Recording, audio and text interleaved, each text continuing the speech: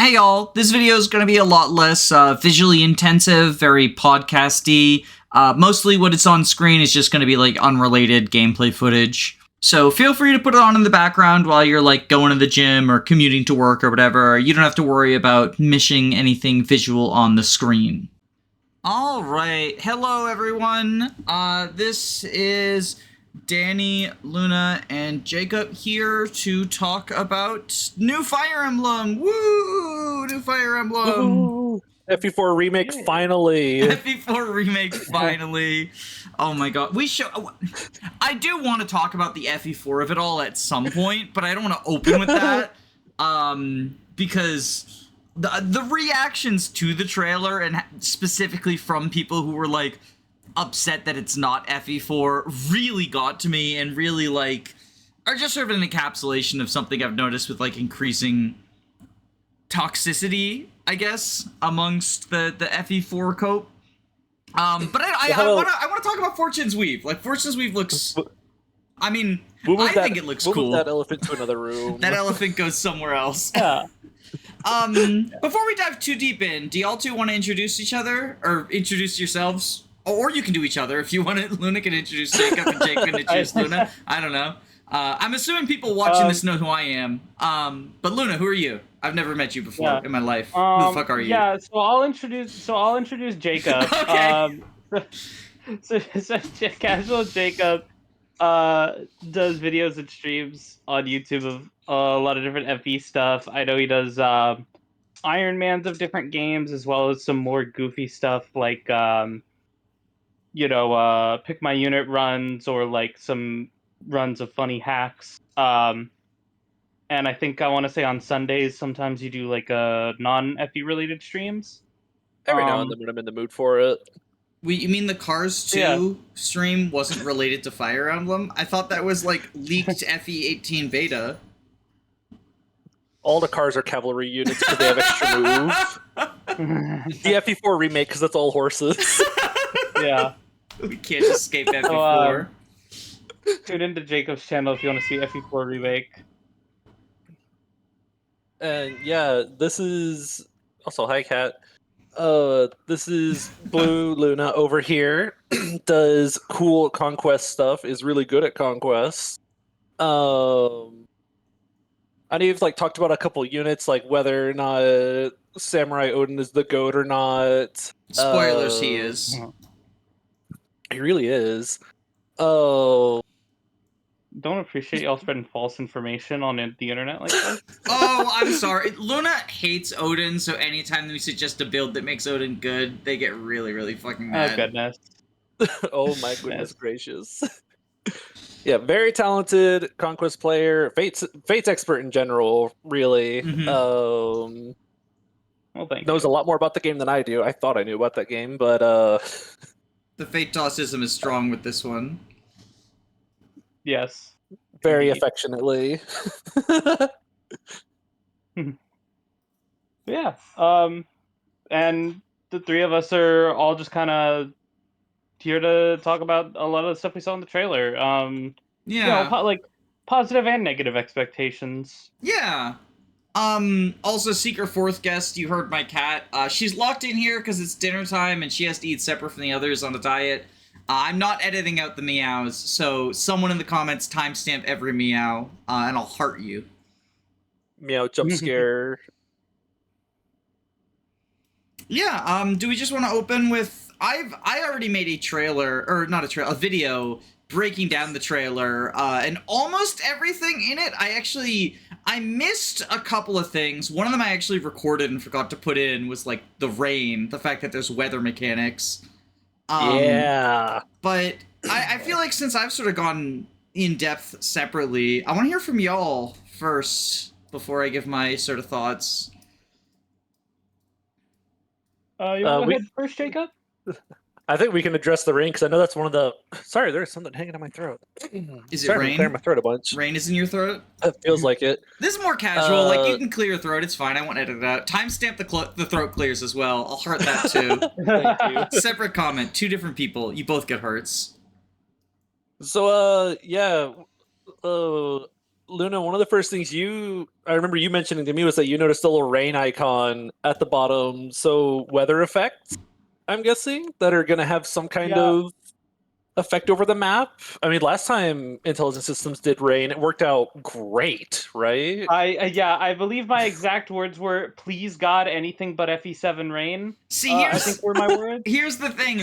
That is also the only clip where we don't get to see any units movement ranges. Because he teleports. guy He just uses warps. he uses the 3-move teleportation blaze art. Maybe he warps because he has no movement. So have y'all played Triangle Strategy? I have not. I played like a little bit of it. I really like how magic works in that game, and like magic, you can summon rain to make water and then use a thunder spell to have electricity shock around. So I'm hoping the rain, like it wouldn't be exactly that, but something like, oh, thunder magic's stronger and fire magic's weaker or something, like Pokemon effects. Yeah, stuff besides just movement range, stuff that influences how maybe like arrows might be less accurate because you're having to fire through the heavy rain, and so your accuracy is obscured, or like your arrows can't travel as far because of heavy wind and rain. Or, okay, honestly, if they do want to go movement, it could be a cavalry debuff too. Like, infantry aren't affected, but horses can't navigate in the mud. Yeah. Oh, I was gonna say maybe all mounts, like flyers as well. Maybe also have a difficult time. Yeah. Because that's always been the problem with desert maps, right? Where it's like, oh, you nerf the cavalry, and it's supposed to be infantry's time to shine, but then you just use flyers. So some of the debuffs all mounts and doesn't affect infantry. I think that could be neat. Yeah, because deserts also affect infantry. Like, they slow down infantry too, just less than mounts. Regular, yeah. I think if it's scaled as well, like maybe flyers just gets, because you can't fly at all because it's like super stormy. You know, airplanes can't fly in the rain. Why can Pegasus? Yeah, maybe just depending on like what kind of weather it is. Maybe if it's raining, like movement gets lowered, or like it's hard for them to, move properly. Maybe there's different kinds of weather. Maybe like a lightning storm, they can't fly, so maybe they're forced to dismount during a lightning storm. We do see dismounting as an option for Kai, purple-haired boy. Kai, yeah. Kai. So dismounting is going to be back, which I had a feeling it would be. Yeah, it's probably going to be the Three Houses one too, which is kind of just a buff to mounts more than anything. I hope it's not, but I like the thought of dismounting coming back, and I think if they're willing to tweak it some, it could have worked better, because my biggest issue I think I had with dismounting was mount and then move was one of my biggest gripes with it. I think mounting and then moving is way too overtuned and way too broken. I think you can even canto afterwards as well. You can like mount, move, attack, then canto. I don't think you can. I think what it is mount and move is like that's the canto, but I might be misremembering. It's been a while since I've played Three Houses. Like 2 years, I think. I know in FE5, if you mount up on that turn, you can't canto no matter what you do. Yes, yeah. So you can't mount up and then super canto somewhere else. Like, you're stuck with your 5 movement. Yeah, I believe it was mount and then canto was the thing, which is still super strong. Yeah, it's... Well, but you do... I think you do... Wait, no. I think you're right. It's mount and move, but not canto. But then you can't... But you can't canto after. Like, because you can attack... I remember the strategy I used for the volcano map was I just had a flyer squad fly into the archer range, dismount, and then the next turn they mounted and flew over the lava and killed the archers. So maybe it's just you can't. I'm sorry, I just don't remember. Oh, you're good. That's all right. Yeah, it's like it's really strong, and hope they don't do that. Especially because if I remember correctly, like, also if there was any desert map, any like Dark Knights or Holy Knights could just dismount to gain movement. Yeah. And I think that those stat differences weren't even necessarily like always debuffs, because cavalry were really low speed. But I think like dismounting, you gained a point of speed as a cavalry. Like, hold on, let me look. FE15 dismount. I think it's because when you dismount, you technically become another class for a moment, and so it like subs your class bases out with another one for a sec. Yes, I believe that's how it works. And honestly, I don't hate the idea of a mounted unit gaining stats for dismounting, because losing like 3 movement or whatever it is more important than like gaining a point of speed. It's more so just that I think you would also want to, ideally you'd want to tweak the class bases so that they're a bit lower while mounted, to better balance the classes more in general. I don't know. I think only losing movement isn't enough of a debuff for the like upside of shedding your weakness. Like, I've been playing a hack recently where dismounting turns the dismounted unit into like a 5-move infantry with the same stats. And so now I can just be like, oh, my paladin can't go here because there's a horse slayer. I'll just have him dismount. And like he loses a little bit of movement next turn. But as opposed to like Thracia and FE3 where it feels like a huge debuff, like you lose stats and weapons. Mm-hmm. So you can't just like dismount to avoid like effective weapons. You actually like lose some other numbers with it as well. Yeah. And if you go by the FE5 rules of not being able to canto at all on the turn that you mount up, it also means that if you're stuck with your 5 or 6 movement, then that's all your flyer can move that turn. You can't like fly partway over a mountain. You can't like move towards someone for a rescue. Like it really hurts like where they can move as well. Whereas in FE5, you just click the mount button and then you're good. Yeah. I think it's most relevant. Oh, go ahead. Sorry. Oh no! I was about to jump. I was about to branch off to a different thing, so you go ahead and finish your thought. No, because we should stay on topic for Fortune's Weave. I was going to start talking about dismounting in Thracia and get into the weeds in that, which is no one wants to hear that.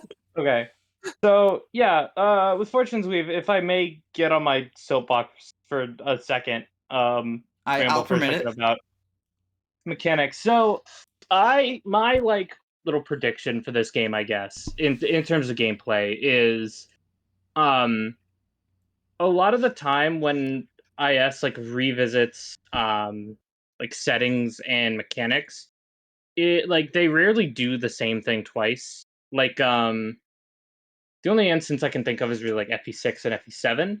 But if you look at say FE9 to FE10, that's the same world, and FE10 uses a lot of the mechanics of 9, but it does them in a different way, right? Yeah. Like Radiant Dawn has bonus experience, but it's not the same system.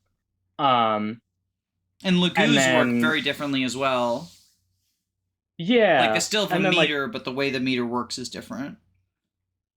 Yeah, and then Awakening to Fates is not the same setting, but it's a lot of the, Fates takes a lot of the same mechanics, but it's kind of the same setting, because like Owain and Selena and Laszlo, right? Yeah. Like, linked multiverse or whatever. It's not something as like distinct in the same way as, like, Sacred Stones has no relation to Path of Radiance, right? Whereas, like... Yeah. No, that's fair to point out. But yeah, you look at, like, Fates brought back, like, the limited reclassing and the pair-up, but it does both of those so differently that they're basically two completely different systems. Mm-hmm. And so that is, I guess, would be my, like, overall prediction for Fortune's Weave mechanically, is I think that a lot of the Three Houses stuff is going to return, but I doubt a lot of it is going to be the same. Like, I'll be surprised if, like, I'll be surprised if the class system is, again, it will probably be similar, but I'll be surprised if it's the same. Same with, Gambit's Battalion, same with Dismounting. I think it is going to be sort of like what Radiant Dawn and Fates did with their prior games, where it takes the same basic idea and reinvents them. Yeah. It's a chance to refine them. It's a chance to take what worked in Three Houses and what didn't work and kind of chip away at the problemish areas to hopefully make it a more leveled out experience. Have 'Cause- either of you played Three Hopes? Because it's making me think of I the have Three Hopes not. class system. So I did, yes. You know the class system in that? How, like, it's similar to the Three Houses one, but they go down direct chains from each other and also are limited to specific weapons? Yeah, so it's like there is free reclassing, but it's like, in a practical sense, you kind of railroad yourself to certain classes depending on like what you choose to specialize in. Yeah, because you need to master Fighter to get Brigand, Archer, and Brawler, and then Brigand gives you access to Warrior and Wyvern, whereas Brawler gives you Grappler, Archer gives you Sniper and Bow Knight. So you have to more deliberately work towards a class that you want. You can't just go Archer and then become a hero on the next promotion up. And there's still some of that, like, I found myself sending a bunch of people Brigand for Deathblow, which I don't know if Deathblow is even good in Hopes, but my Three Houses brain rot is like, everyone gets fucking Deathblow now! Everyone gets Deathblow, everyone gets hit plus 20, all the girls get Darting Blow. Yeah. So, like, there is some amount of that, and I think that would be kind of cool, like a cool halfway, where you can't just, like, suddenly become a Falco Knight, even though you've never been a Pegasus or a soldier, but at the same time, like, if you want to get a little bit of the benefit from Archer's, like, class or whatever, and you're ultimately trying to become a Wyvern, like, you go down the Wyvern tree, but say, like, oh, okay, I've mastered Wyvern, I'm not a high enough level to reclass into Wyvern Lord. Well, let's spend a couple of levels in Brigand so that I can get their mastery skill, and now I'll reclass to Wyvern Lord. It kind of sounds like promoting a villager in SOV, but like you have your lines of classes. Mm-hmm. But if you wanted to like if you wanted to jump out of cab for a second to archer for a sec, you could do that. Yeah. But you couldn't jump straight from like cavalier to sniper or something. You would have to stop and snipe archer for a sec, build up some levels, then you could go sniper, or you could go back to cavalier and eventually go up to paladin if you wanted to. You need to, it makes you, at least I think it makes you, achieve class mastery to get the next one in the chain. Okay. So, like, you master Fighter, and then Fighter unlocks Brigand, Archer, Brawler, but then if you want to go Sniper, you have to master Archer, and so on and so forth. Interesting. Which is, it's pretty cool. And they have but some you could like amount leap of, like, laterally if you had them unlocked. Yeah, and for some of them, there's like 2 potential things you could master to go into it. Like, I think Sword Master, you can either master like Shez's personal class or Myrmidon. So like the units with personal classes don't have to be removed from the chain. Dimitri can go from his personal to, I think, Paladin. I've only done the Blue Lions route. Because I'm not a huge fan of Hopes, like, on other grounds, but his class system is really cool, and I would love to see it, like, sort of iterated on. If they do something similar to that in the upcoming game, I might be more okay with it, because the classes system is, like, one of my least favorite parts of Three Houses. Same. I really dislike how they handle classes and how you, like, build your class or whatever. Yeah. So I would definitely appreciate...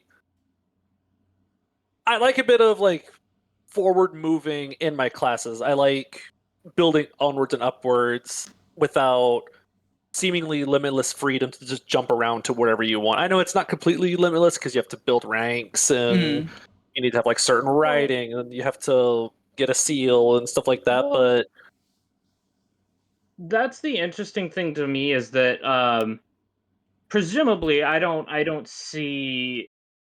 really see a way how they'd implement like the tutoring stuff from Three Houses, or like why they would do that in this particular setting. Yeah. If this is a more traditional FE game where you just have to build weapon rank by swinging a weapon, I think that in and of itself is already a pretty huge change, because it means that if you want to progress towards a class, you can't passively like tutor in. If you want to go to warrior, you can't just tutor in axes. You have to actually work towards that by using axes in combat. Which already I think adds a level to the class system that makes it more interactable. Yeah. Funnily enough, I don't think I completely dislike the the more passive weapon rank gain, where like at the end of every week, like you choose what people study in. Because I think it could be neat if like you have your soldiers and they're practicing in between battles. They have to keep training or whatever. And you can tell them to like run drills in specific things. Like one can do like you pick one thing for them to drill in between battles. So like during your time running around the hub world or whatever, when you get to the next fight, they've gained like X amount of lance rank or something. Especially since it's the arena setting, reason. and if they lean into, like, the sports aspect of it, you know, it's like doing drills before the big game. You know, you practice your throw, you practice your whatever, and only in here, it's like you practice your axes, you practice your bows. So you don't have, like, the direct tutoring of, like, the main character, like, picking out students and training them in specific things, but maybe instead you just set your army, or each individual, like, person in your army to, I want you to train lances, I want you to train riding, I want you to train light magic or whatnot. Yeah, and And it just kind I of mean, passively builds.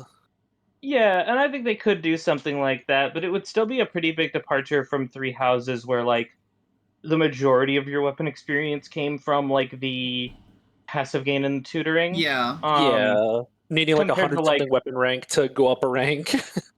yeah, compared to a system like this where the passive gain would be secondary to what you're actually doing on the map to build rank. Yes. I think I don't think I would mind that as an idea. I think that could be a more because at that point the tutoring becomes like you said secondary. It's maybe you want to send someone into like Mage Knight or someone, but they have god awful strength. So you just have to run sword drills during practice so you can run magic on them in the real fights, and that can help you. It can help make getting someone into that kind of class like less impossible. Or like so you the don't have 11 to... sword shining bow type builds, like not having to waste arm Oh scrolls. yeah. Like if you want to make a mage get a good like dagger rank or whatever, and you don't want to like, you know, hey Felicia, chuck this for 1 damage, you know. Yeah. Yeah, that could be interesting. Help open up more build opportunities without feeling like I have to sink my arm scrolls into this just so I can do like a gimmicky build. Yeah. Or who knows, maybe it would actually be a good build if it's feasible enough to build. Yeah, like if it, I think the big downside to those, I mean, just speaking from like a Fates perspective, the big downside is more the investment than like, you know, once you get a shining bow user, it's a good fucking weapon. It's just, hey, I had to use steel bows for a while, or not steel, bronze, whatever, fuck. Which, hey, I guess all Why this do you use means... Nina? That's why you use Nina. Oh boy, the Nina, here we go. Or the... No. You mean Shining Bow Nyx isn't good? Hey, let's keep it on. Topic for another day. Yeah. So I guess we are assuming that we're going back to building weapon ranks, like in Three Houses, instead of doing the set ranks, like in Engage. Which I would assume, since we're going back to the more Three Houses setting, weapon durability, stuff like that, I would assume we're going back to building your own ranks instead of class ranks. I would hope so. I would. I don't completely oppose class ranks, but I think the way Engage did it was like the worst possible way. And then like, what's the only other example is FE4, right? Yeah. Which FE4 also did it pretty badly, but I attribute that more to like old game, and also like Kaga's design philosophy is more about focusing on the storytelling than like mechanical balance. So stuff like, you know, Paladin never gets an A rank weapon. There's a story element to that, you know. Noah can Alish suck ass. That's the story. No, my and go swords and wind magic are the best ever, always. Yeah. Well, yeah, I'm not opposed to the idea of set ranks. I think they can work. I just think Engage did a pretty bad job at making them work. So I think I'd almost rather them just go back to the idea of like building up your own ranks from like whatever you're working with. In Engage, it felt like ranks didn't even exist. Like half the time I just forget weapon ranks are even a fucking thing. I cannot remember. I think the only time I actually care about my ranks is like staves, is just doling out staves and realizing sages can't use fortify, and then I'm like, oh yeah, there's ranks in this game. That's why you use Linden, baby. Linden sweep. True. But yeah, and especially because again, since this isn't the academy setting, I think it's a lot more likely that we get units, over time, like a regular FE game, instead of a bunch all at once, like three houses, at the start. And so, if weapon ranks are variable instead of set, then uh, you can give units different like weapon ranks depending on their joins time and stuff, and give just like the older games, give them some identity that way.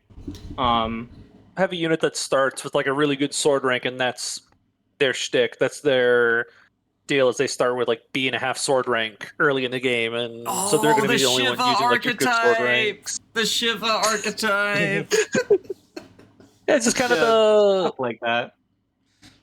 because you can use. I do think using weapon rank to make some units stand out is something you can do, but that you just can't do in like a set rank setting. So it could be interesting to see them try to make use of that here, especially if they try to give us units in more of a, I guess the word is traditional means, where they kind of feed them to you throughout the game. Like you get a bunch early on, so you can build a small army, and every map or so they give you like a new unit or two to always keep you on the edge of your seat of, oh, who am I going to recruit next? I wonder if there's going to be someone new, and see who's going to be the next bench warmer, or the next all-star that's going to kick someone else to the bench. You mentioned like the setting is not an academy setting, and it seems more arena-y. Do we want to talk about the setting? Because I've got some like predictions and hopes around the setting that I haven't really talked about yet, just because they're almost entirely like just from my head. Do you have 3 hopes? Let's see. I got 2 hopes. Okay, close enough. Yeah. What do y'all think about the arena setting, though? I think it's me. Oh, do you want to go first, Jacob? Oh, you go on. You ended your sentence first. Yeah. I think Danny, you said it in I forget if it was like your live stream of it or like the video after or whatever, but just saying like, hey, I'm just glad it's not medieval Europe again, right? Doing something different. And I think I like a Greco-Roman setting quite a bit, especially it could be interesting because different FE games, sometimes they'll take inspiration from different mythologies when it comes to stuff like just inspiration for characters and weapons and stuff. And so if they pull from Greco-Roman mythology for certain like relics or characters, I think like that'd be cool. Or monsters, because we know monsters are coming back. Yeah, that too, and monsters as well. If there's like a Medusa monster or something, that'd be sick. Yo, if you played Sacred Stones, everyone loves the Medusa monsters is coming back. Yeah, I mean, hey, you could do it. But yeah, and the arena thing's interesting as well. I wonder if there's gonna be like, if there's gonna be, there's gonna be maps in the arena fight, but I wonder how it's gonna play out. If it's gonna be like little skirmishes you have to do every once in a while, or if it's maybe more of like a Awakening Arena Ferox type of map, or like it's an interesting setting to design maps around as well. So I'm just excited to have something new, really. My hope around the arena games is that we don't get a war, and the entire goal is to come in first in this like deathmatch tournament, whatever. Because every single Fire Emblem has been a war story, and like it is, the setting that lends itself most to Fire Emblem gameplay, but there are other ways you can have people fight to the death, and like if you already have this arena setting, what if there's no war and it's just like, we got these 4 characters who are fighting in the arena for different motivations, but they don't necessarily have to go into like nation versus nation war. It could just be Hunger Games or whatever. And like if that's the case, then I would think, some of the fights are in the arena, but some of them are like, we're putting you in this environment to fight each other just to make it so the maps are not all the same. Although given it's 3 houses, it might just be the same 6 maps reused over and over. So fucking be careful what I wish for. The same 3 houses maps used over and over. Yes. I think that would be one of my biggest worries. Is I like this arena setting. I do really like this this aesthetic and setting for a world. I think it's a nice shake up. I love the chariots in Olympic Games or battles to the death in the arena. I think that's really cool. I hope that it doesn't become too central to the setting, this like one arena setting. I hope we don't spend too much time here because otherwise I don't want the world to feel really small because we're trapped in this like little four-wall arena doing a bunch of our maps. I hope this arena is saved for big important moments. Like this is for big narrative high points where we use this arena to like fight against like other people trying to go for first place. Because I do want to see like more of the world around. That was something I got tired of in Three Houses, was seeing the same monastery over and over again every week, and it kind of made everything feel really small. So I'm hoping we're not. I hope I don't have to look at this arena too much because it's really cool, and I don't want it to wear out its coolness. Damn, we're gonna have to fight to the death because I would kill for a small scale story. Like, almost the every story, Fire Emblem has been, like, world-spanning and stuff. With the exception of 7, which even then limits itself to one, like, continent or country in the continent. All the other ones feel like they have to go everywhere in the world. And this, like, if it's all in one city, and, again, not reusing the same maps. Like, the maps were all different. And it's like, we're in this district, we're out the outskirts, we're in the arena, yada yada. But if they kept the story, like, just small and contained to the city, I don't know. I think that would be cool just because it would be different. That's fair. I think I could see them keeping the story more smaller scale, but having us go do, like, missions in, like, other places just to kind of, like... So, I don't want to feel claustrophobic in this world, I guess is my thing, so... I guess we'll just agree to disagree. I think we're on opposite sides of this, which is fair, Fire Emblem reaches a broad audience. Not everyone's going to want the same stuff. Yeah, that's totally fair. I understand it. Have we seen... have we seen, like, the arena change at any point? Like, have we seen them, like, modifying the arena to make the map look different, or... In Super Smash Brothers, we did. Maybe that's what I'm thinking of. Because I was wondering, I think it'd be cool if we could have something like that. Maybe like the arena changes midway, like every so many turns or whatever, like something shifts about it or whatever, or maybe there's like a multi-wave fight where like you have to fight off like this first group from this country. Once you like route them out, like the arena shifts in some way, and I have to fight this group or whatever. Kind of make it like an evolving arena that you're fighting on to kind of force you to rethink about where you need to stand, where the useful terrain is. It'd be kind of neat. So hear me out. What if this is the arena from the Super Smash Brothers arena stage, and they've just like retconned it in? I can't believe Fire Emblem. I can't believe Smash Bros. 3DS predicted Fortune's Weave. I mean, look, if you listen to the FE4 Copers, the fact that there's a missing number in between two internal names indicates there's a game that's still in development there, and we have a number missing in between Path of Radiance and Radiant Dawn, and we have a number missing in between New Mystery and Awakening. So what if this is the game that was supposed to be in between one of those two? This is I'm definitely a very sane individual. I definitely am logical and smart, and I watch Rick and Morty. No, wait, this is the mysterious FE 12.5. Well, it would be FE 13, because Awakening is FE 14 internally.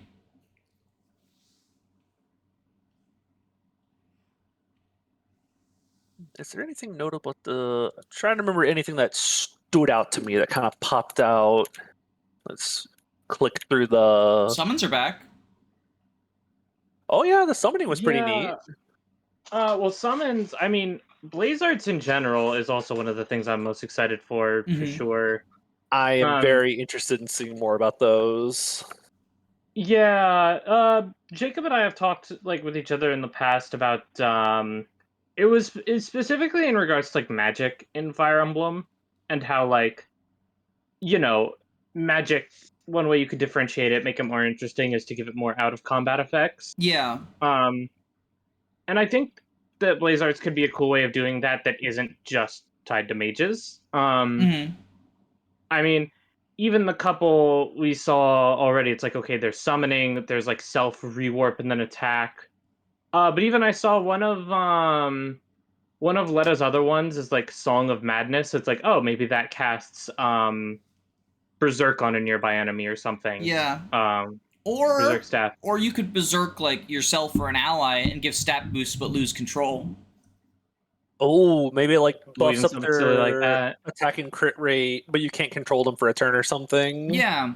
I'm sort of thinking like a D&D style, like going berserk is an action that you yourself undertake, but it has some downside associated with it. Oh, that could be neat. Yeah.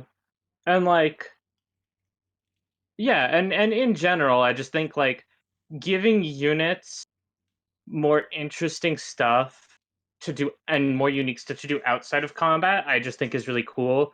And it's not like Fire Emblem's never done it before. Like Fates has the Dragon Veins, Mm-hmm.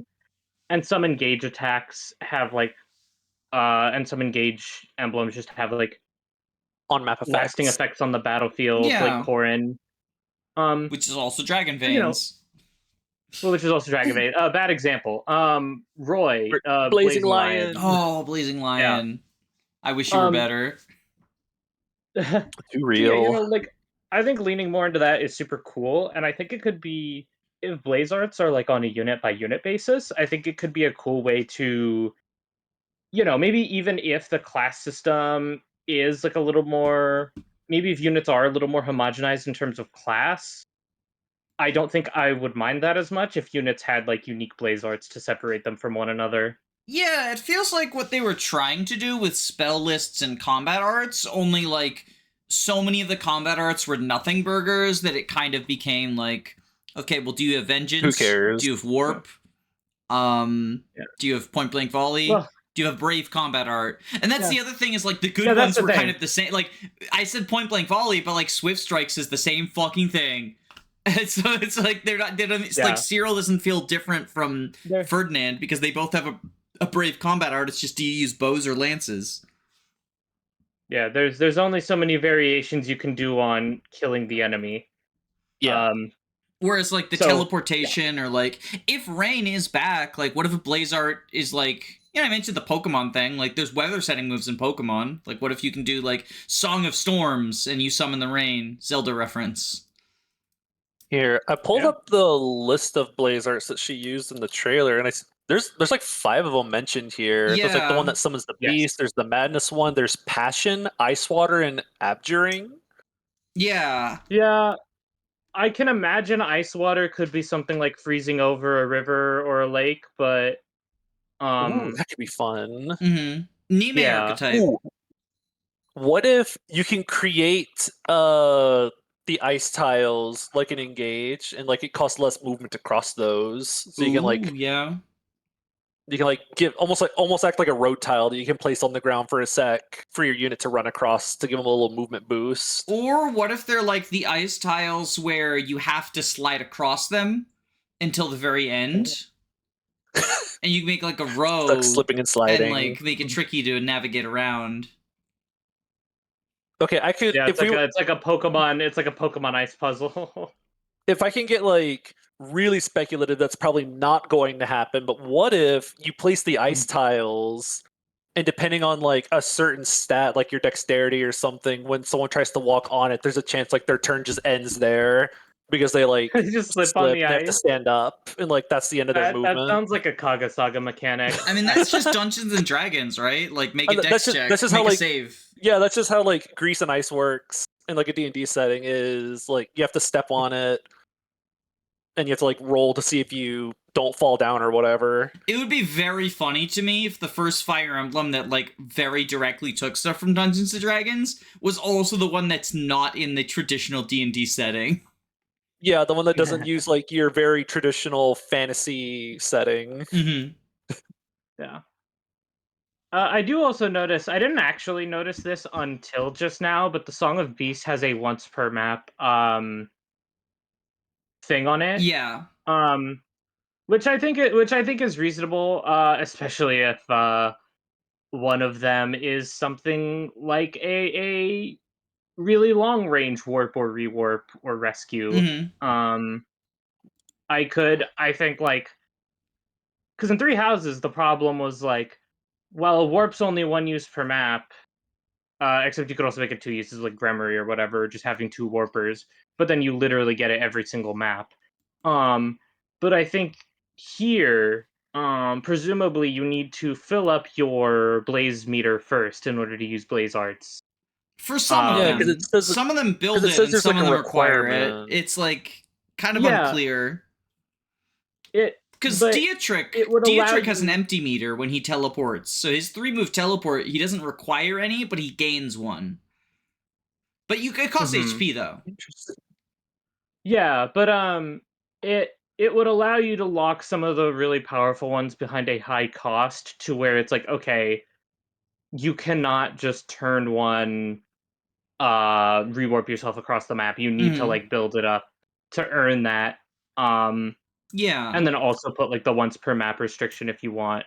Which I think Ooh. I think is good, is what I'm trying to get at. If the gauge doesn't start full and you have to like build like X number of gauge meters before you can use some of those, I wonder if that could be a way to prevent like as much one turn cheesing, because maybe you have to do like 2 combat rounds with a unit before they have enough gauge for like warp or something. Mhm. Just as like a making it more difficult to just warp skip the entire late game of a map while also still giving you warp to play with as like a mid map tool, as like a repositioning tool. Yeah. Because I think warp is really fun as like a positional tool, but it usually just gets used for warp kill the boss and potentially warp Cs.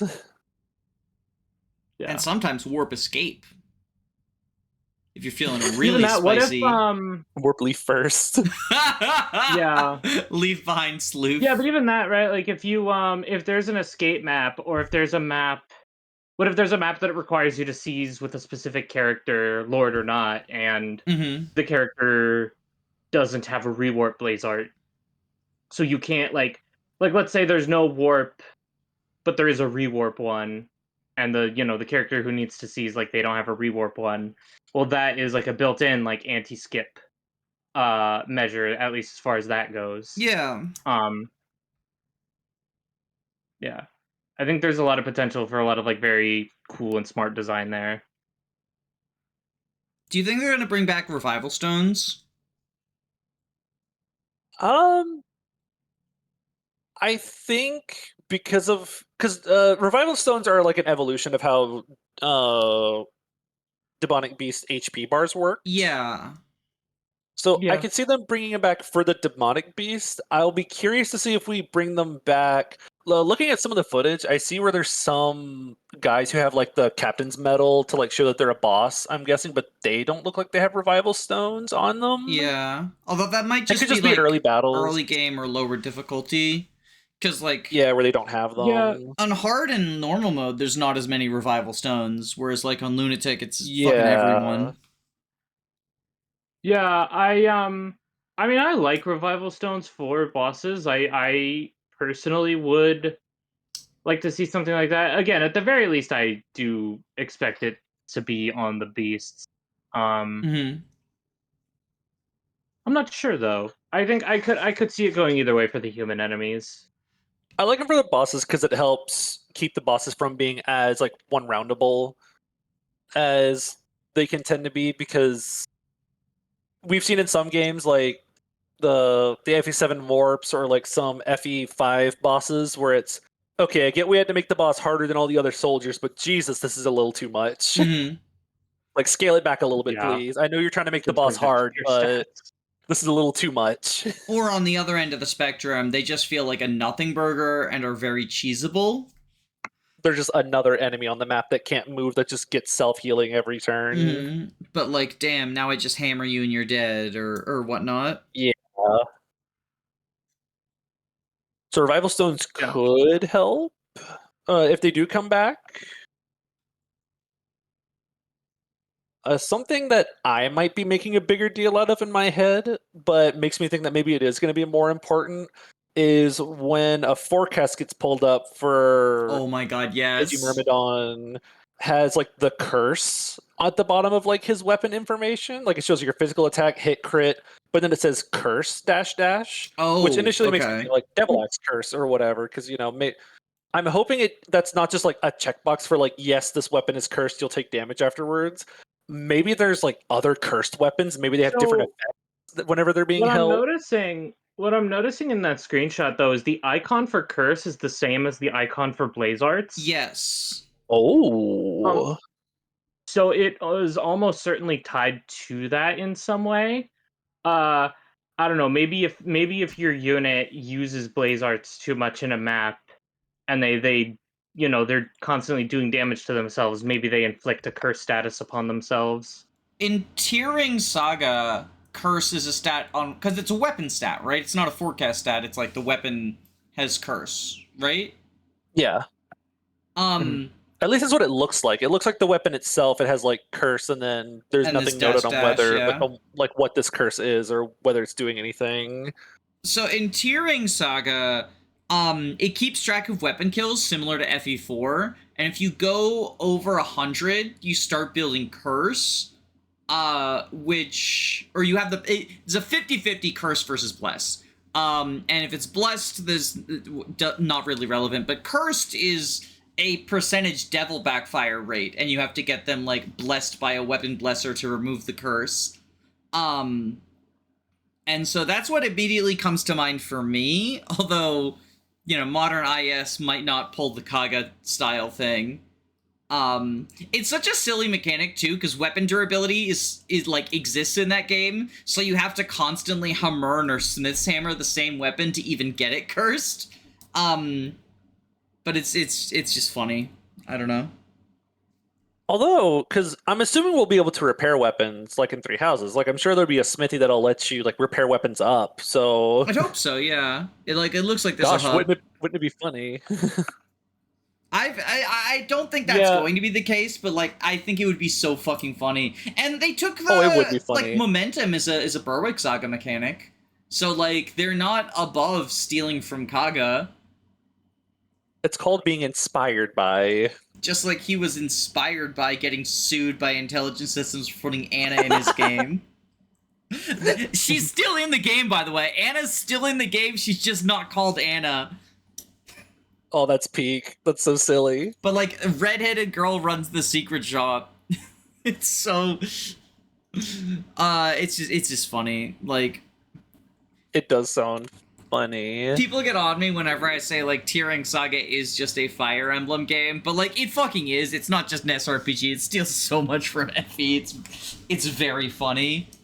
But I'm getting off topic. Yeah, I'm clicking around, seeing if there's anything. Oh, the hunter that he attacks. Yeah, with the sword. With like his, the hunter with a sword equipped. So maybe like hunter's like a promoted class that can use swords and bows. Yeah, I said in my trailer analysis that I thought it was a sign of like no longer locking weapons, similar to Three Houses, where like archers can use lances and gauntlets and shit. But someone pointed out, it's an enemy unit, and the enemies followed the weapons that are supposed to go with their class. And I think that's a good point. Like, the archers in Three Houses, the enemy archers all had bows and that sort of stuff. So I think that you're more likely right than I was. That it is just, like, kind of a maybe awakening hunter's assassin. Like a tier 2 class or something, or something. Yeah. Yeah, and all the characters all the playable units in the trailer seem to be just generally using the weapon types that would be assigned to their class. Mm-hmm. Like for example, the fact that let's see. The fact that like Dietrich's inventory is only swords, right? I do think that lends some credence to weapons are actually locked to classes. maybe that's that wishful was- thinking. My only that was something else counterpoint that would can, be Dietrich's has sword crit +5, which, like, if Myrmidons are sword locked, why would it be sword crit +5 instead of just crit +5? Because presumably sword crit +5 is a Myrmidon skill, right? A class skill.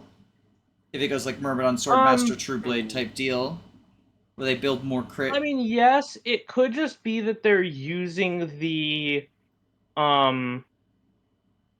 it could The just icon be for if you something can else. take, maybe if it's something like you can take skills from one class to another if you've mastered the class or something. Maybe. So let's say you master Swordmaster and you can take Swordfair and or Sword Crit into Paladin or something. Like Yeah. there could be an be. element of that to it. Could be, yeah. It's something that comes to mind for me, and I know it's like we have not enough information to like speculate, but we're YouTubers, right? That's what we fucking do, is basically speculate and shit. Yeah, I hope they do a little bit more locking down on what like classes can use what, because that was another thing that kind of bugged me about the Three Houses classes was, with some light exceptions like flyers can't use gauntlets. It made a lot of the classes feel really homogenous because everyone could just use whatever weapon you needed them to. I know So it it's felt like- relevant on maddening mode, because like certain classes will have like fairs, or the boosted EXP gain is a big deal if you're like really trying to get your axe rank up. You want to use axes in an axe class. But I mean, I'll just be for real. Three Houses Maddening's not a mode that I really enjoy, and on hard mode, you can still build axe rank super fine in Archer. It's not a big deal.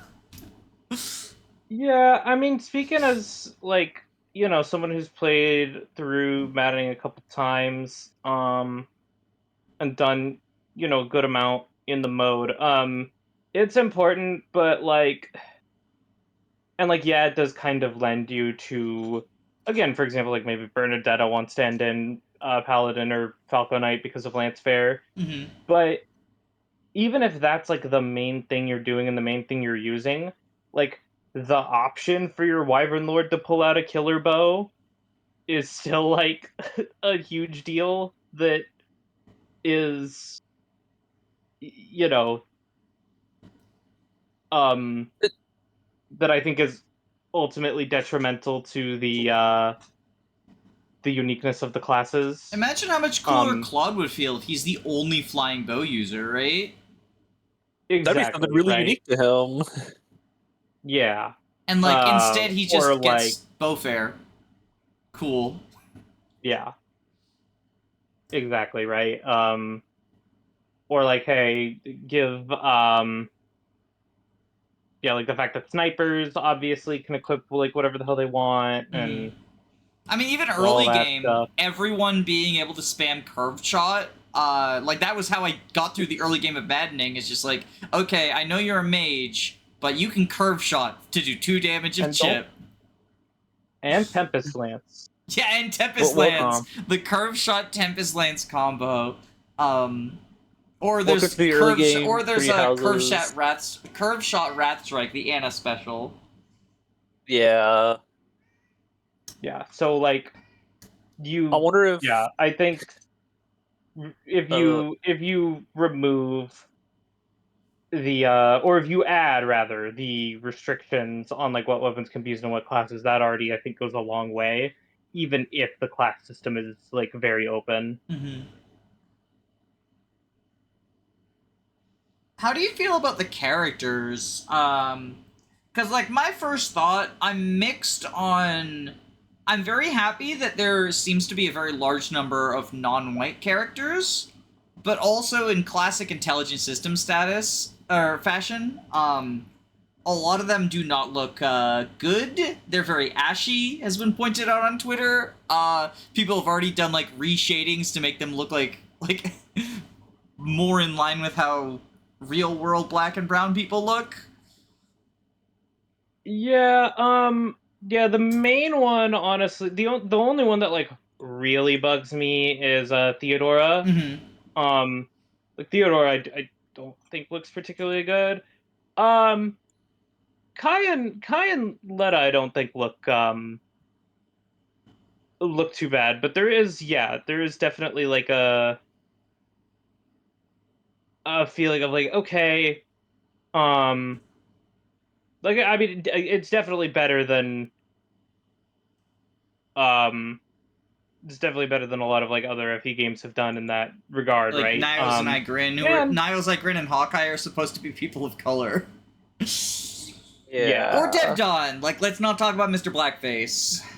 well, let's not talk about that, Don. So it is a step in the right direction that I appreciate. I mean, but like Fogato, right? I think Fogato and Tamara look very good. For sure. Oh, I think yeah, I yeah. love the Solmec characters. I mean, their retainers were see- pale as shit, which makes no sense. I But like Fogato I've and heard that was Tamara, an- I think like, yeah, I've heard that the retainer thing was like a miscommunication error where like the character artists were not told like, hey, these characters are from this region, yeah, because unlike Fogato and Tamara, they're not like part of the royal family or whatever. yeah. No, I don't blame the character designers. I do think the blame is solely on IS for just not communicating that. Blame the direction they were given. But I also think it's a by the point that's higher worth up. criticizing, right? And especially if we're Yeah. going for a setting that seems to be aiming to be more diverse, it's something worth bearing in mind that like their track record has not been great. And that does not mean like I don't want anyone to fucking misconstrue this. I don't want them to just avoid having people of color, but I want them to like Do it right. maybe get some consultants, some consultants like of races that you're making the characters in, right? Because IS is it's IS is Japanese, right? I know Nintendo is. I'm very certain it is. Yeah. So like, there's a lot of I would assume the majority of their workforce is East Asian. Not to say that there's no black people in Japan, but maybe get some diversity consultants. Yeah. And I will say we do get a peek at the like mini mugs for a lot of the other characters Mhm. on the side, and there's definitely some that I'm looking forward to. There's definitely some that I'm looking forward to seeing, like the full design. I mean, I guess one that we do get more than a mini mug for is Glasses Girl, who's Yeah. hanging out around with Pi. I like her design a lot. And you get to see some of the other smaller portraits. And there looks to be some interesting ones. So I'm looking forward to seeing more of like full designs as more units get shown off. But I again, I think the setting being different also just lends itself to letting you do some less typical character designs for the franchise, which I like. Yeah, like one of those designs includes a gun. My new favorite weapon type.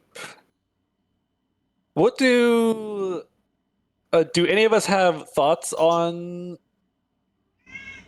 the gun? I don't like the gun. I know that Fodlan had like nukes, right? Because that's the response people will give, like, oh, but they have like the pillars of light, the javelins of light. Those are functionally nukes. And like, do you remember the dubstep ruins from Claude and Dimitri's paths? Like those existed. Nope, but now I do. And I'm like, yeah, I remember that shit. But that at least looks like this straight up looks like a gun from our world. Whereas those have the sort of sci-fi fantasy mixture aesthetic, and I didn't like it at the time. Like, I thought that the Those Who Slither in the Dark setting was weird, and I didn't like that they were able to launch literal missiles at Rhea. But at least it looked not of this world, whereas like that looks like the sort of gun that like you could reasonably encounter like in this world. That for the Three Houses ones, it kind of feels like an early Final Fantasy game or like FF1, where most of the game is this fantasy setting, but then suddenly you go to like outer space for the last dungeon, and it's like, oh, there's been like this technology based stuff going on like years ago or whatever, so it's just kind of meant to mix up the setting a little bit. Rise from yeah, 1,000 that years really ago? is Question mark? shaking off a hazy Mhm. dream. That really is just a gun, huh? Yeah. Because It seems to I be firing off like energy blasts. Mm-hmm. So, I don't know. I'm like, I'm neutral on it. For the most part, I think that my biggest curiosity is like, is this gonna be a weapon that we can actually use? Because if so, I think that'd be really funny. That character's on the map as a blue unit in Theodora's section. Yeah. so So like, let's go gun. yeah. So it's like, is that her PRF? Like The Ricardo gun. No there's a way. special gun. Yeah. Or is Um. it like a subset of like a weapon type? Maybe. I've heard some people Oh. speculate. I got like 3 comments speculating that the guns are gonna be the equivalent of arts. And when I say speculate, they say it's proof, and I have no idea what that means, like Oh, where yeah. that comes from, and why multiple think it's people are coming to because- that conclusion. But like, okay.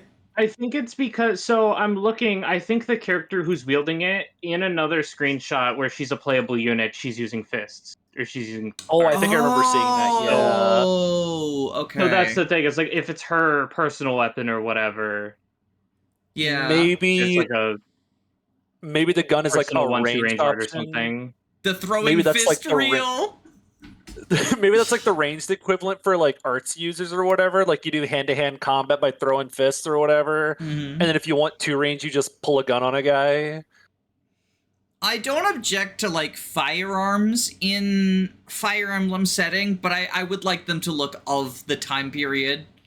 That is exactly the sentiment I was about to give. I don't immediately dismiss or hate the idea of like a gunpowder firearm in like a fantasy setting. I think that can be kind of neat, kind of interesting, especially if you Mhm. give it some kind of downside, like because it's a old machine with a lot of moving parts. Maybe it has like very few uses. Maybe it has like a chance something goes wrong with it or something, or Maybe it doesn't scale off of strength. It's like true damage, but like yeah, fixed true maybe it's like damage. the crossbows, Yeah. like the FE10 crossbows, Yeah, almost. crossbows. So I think that could be neat to introduce like old gunpowder firearms to this fantasy setting, but that doesn't look like an old like gunpowder pistol. It just looks like a handgun that someone would use. And even if they want to make it like more advanced than they would necessarily have in this time period, like because like hand cannons existed alongside the the Byzantine Empire, which is like an extension of the Roman Empire. Like they could make it a steampunky thing, right? So it looks more fantasy, or like have some sort of magical element to it. But this just looks like a fucking gun, you know? Yeah, it is. It is just a gun, which It shoots lends the me to electric, believe but that like I don't know. it lends me to believe that this isn't going to be like we're not going to get a new like firearms weapon type. Instead, this is going to be somehow tangentially related to the dubstep underground people, and like this is their bizarre futuristic yet ancient technology as they developed the gun, and Yeah. just this one person can use it. Yeah, maybe. So maybe that's like the shtick with it, is that it's a magic gun that fires magic blasts, which is why it looks so weird. Bazap, bazap. Yeah. Zappy! Yeah. I don't know.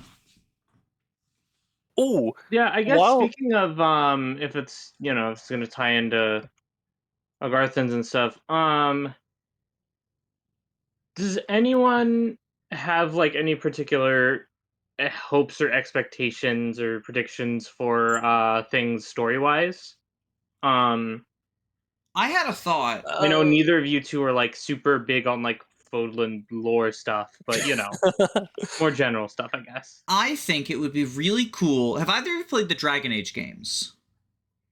no. So those are like an No. RPG where your choices really matter. TM, CR, and you can port your save files from the prequels into the sequel, even though you're playing as a completely different protagonist and a completely different, like, there's some character overlap, but it's mostly different settings and whatnot.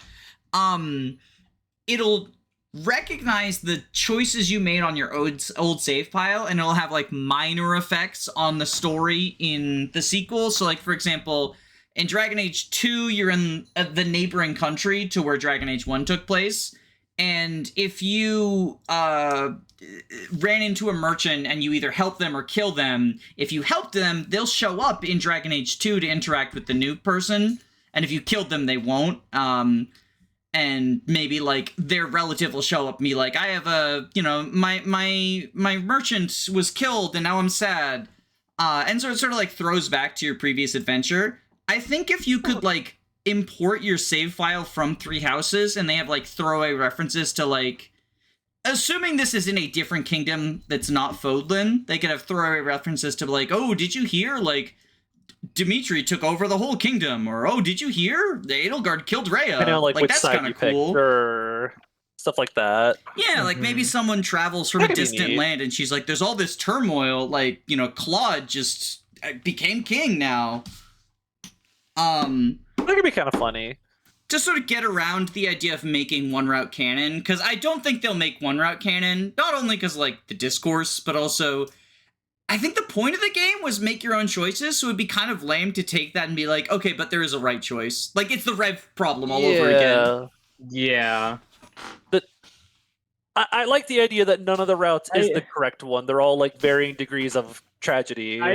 There's not one correct route.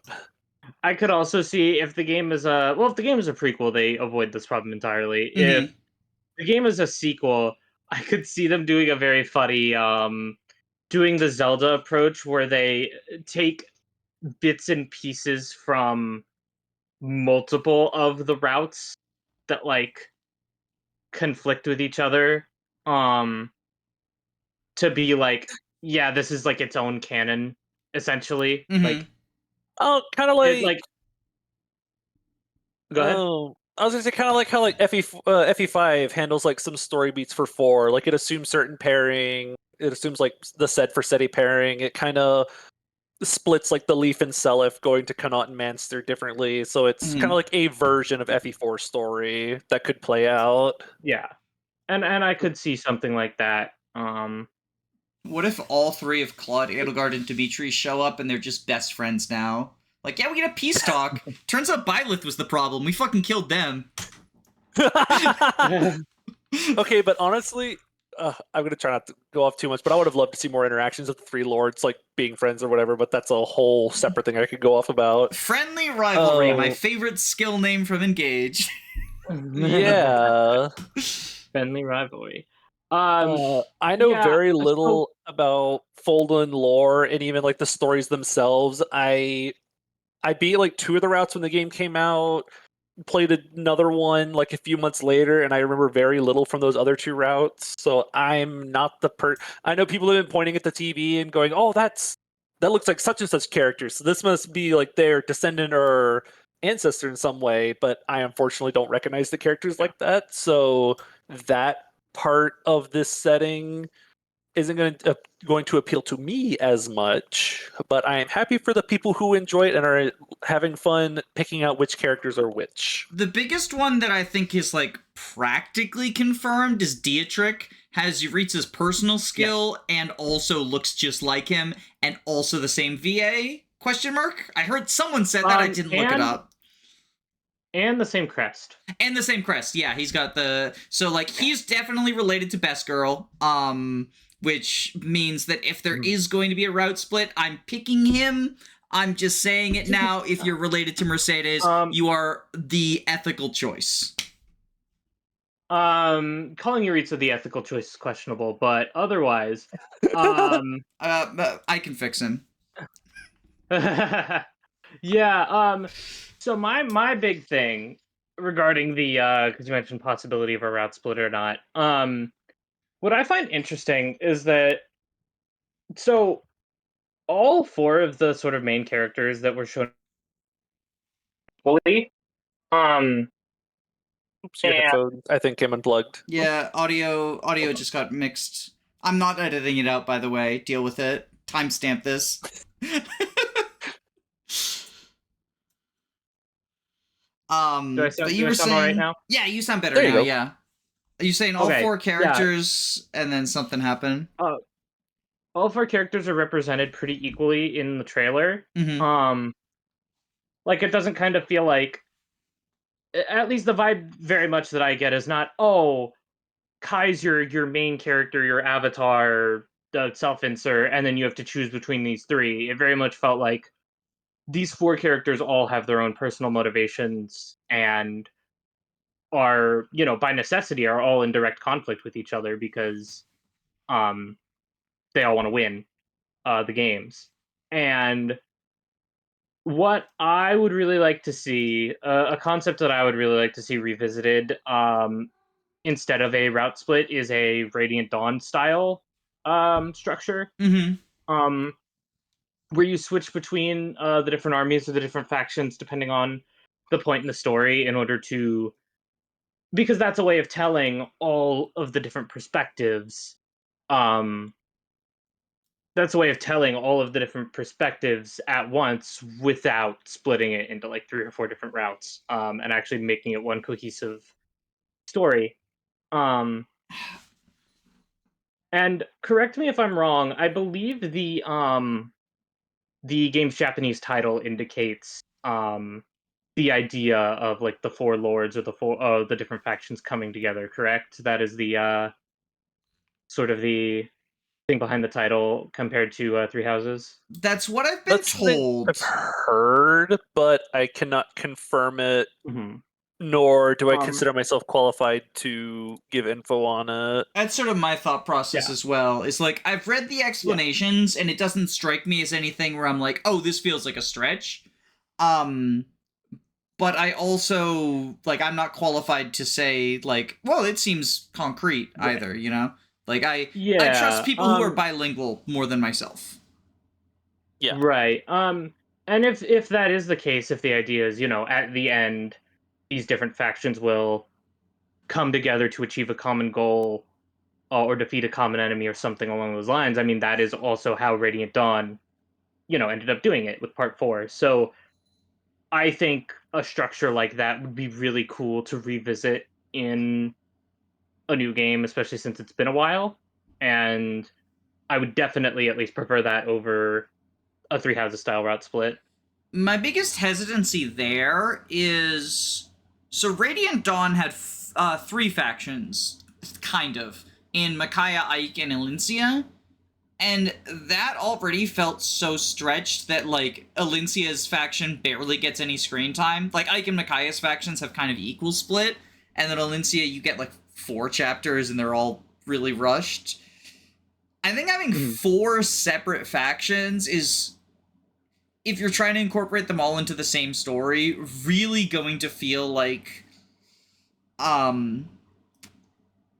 fraying at the edges, because Radiant Dawn is super long too, and in some ways kind of bloated, because it's trying to give screen time to Micaiah, Ike, and occasionally Elincia.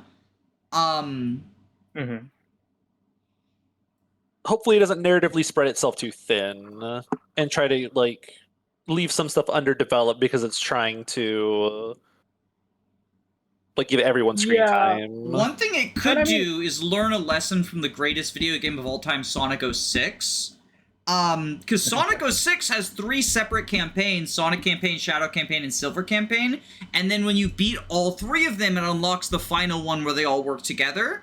And their 3 campaigns work in parallel. So what if they had 4 campaigns you could pick from the menu, kind of like a route split, that are running parallel to each other, but all of them end at the same point, and once you've beaten all 4 campaigns, you then unlock the final together campaign. I could see something like that. My thought more so, if you wanted to cut down a bit on bloat and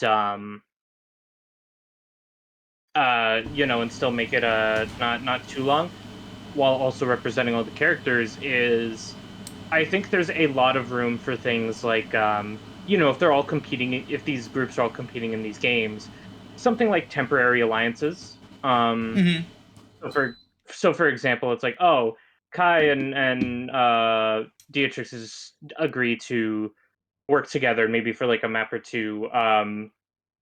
Those armies are merged. And granted, I think like the amount of units in each army would definitely be cut back compared to Radiant Dawn, of course. Yeah. But I think you could do stuff. You could do chapters where like, hey, these two lords, these two groups are like in the same place at the same time, either working together or fighting.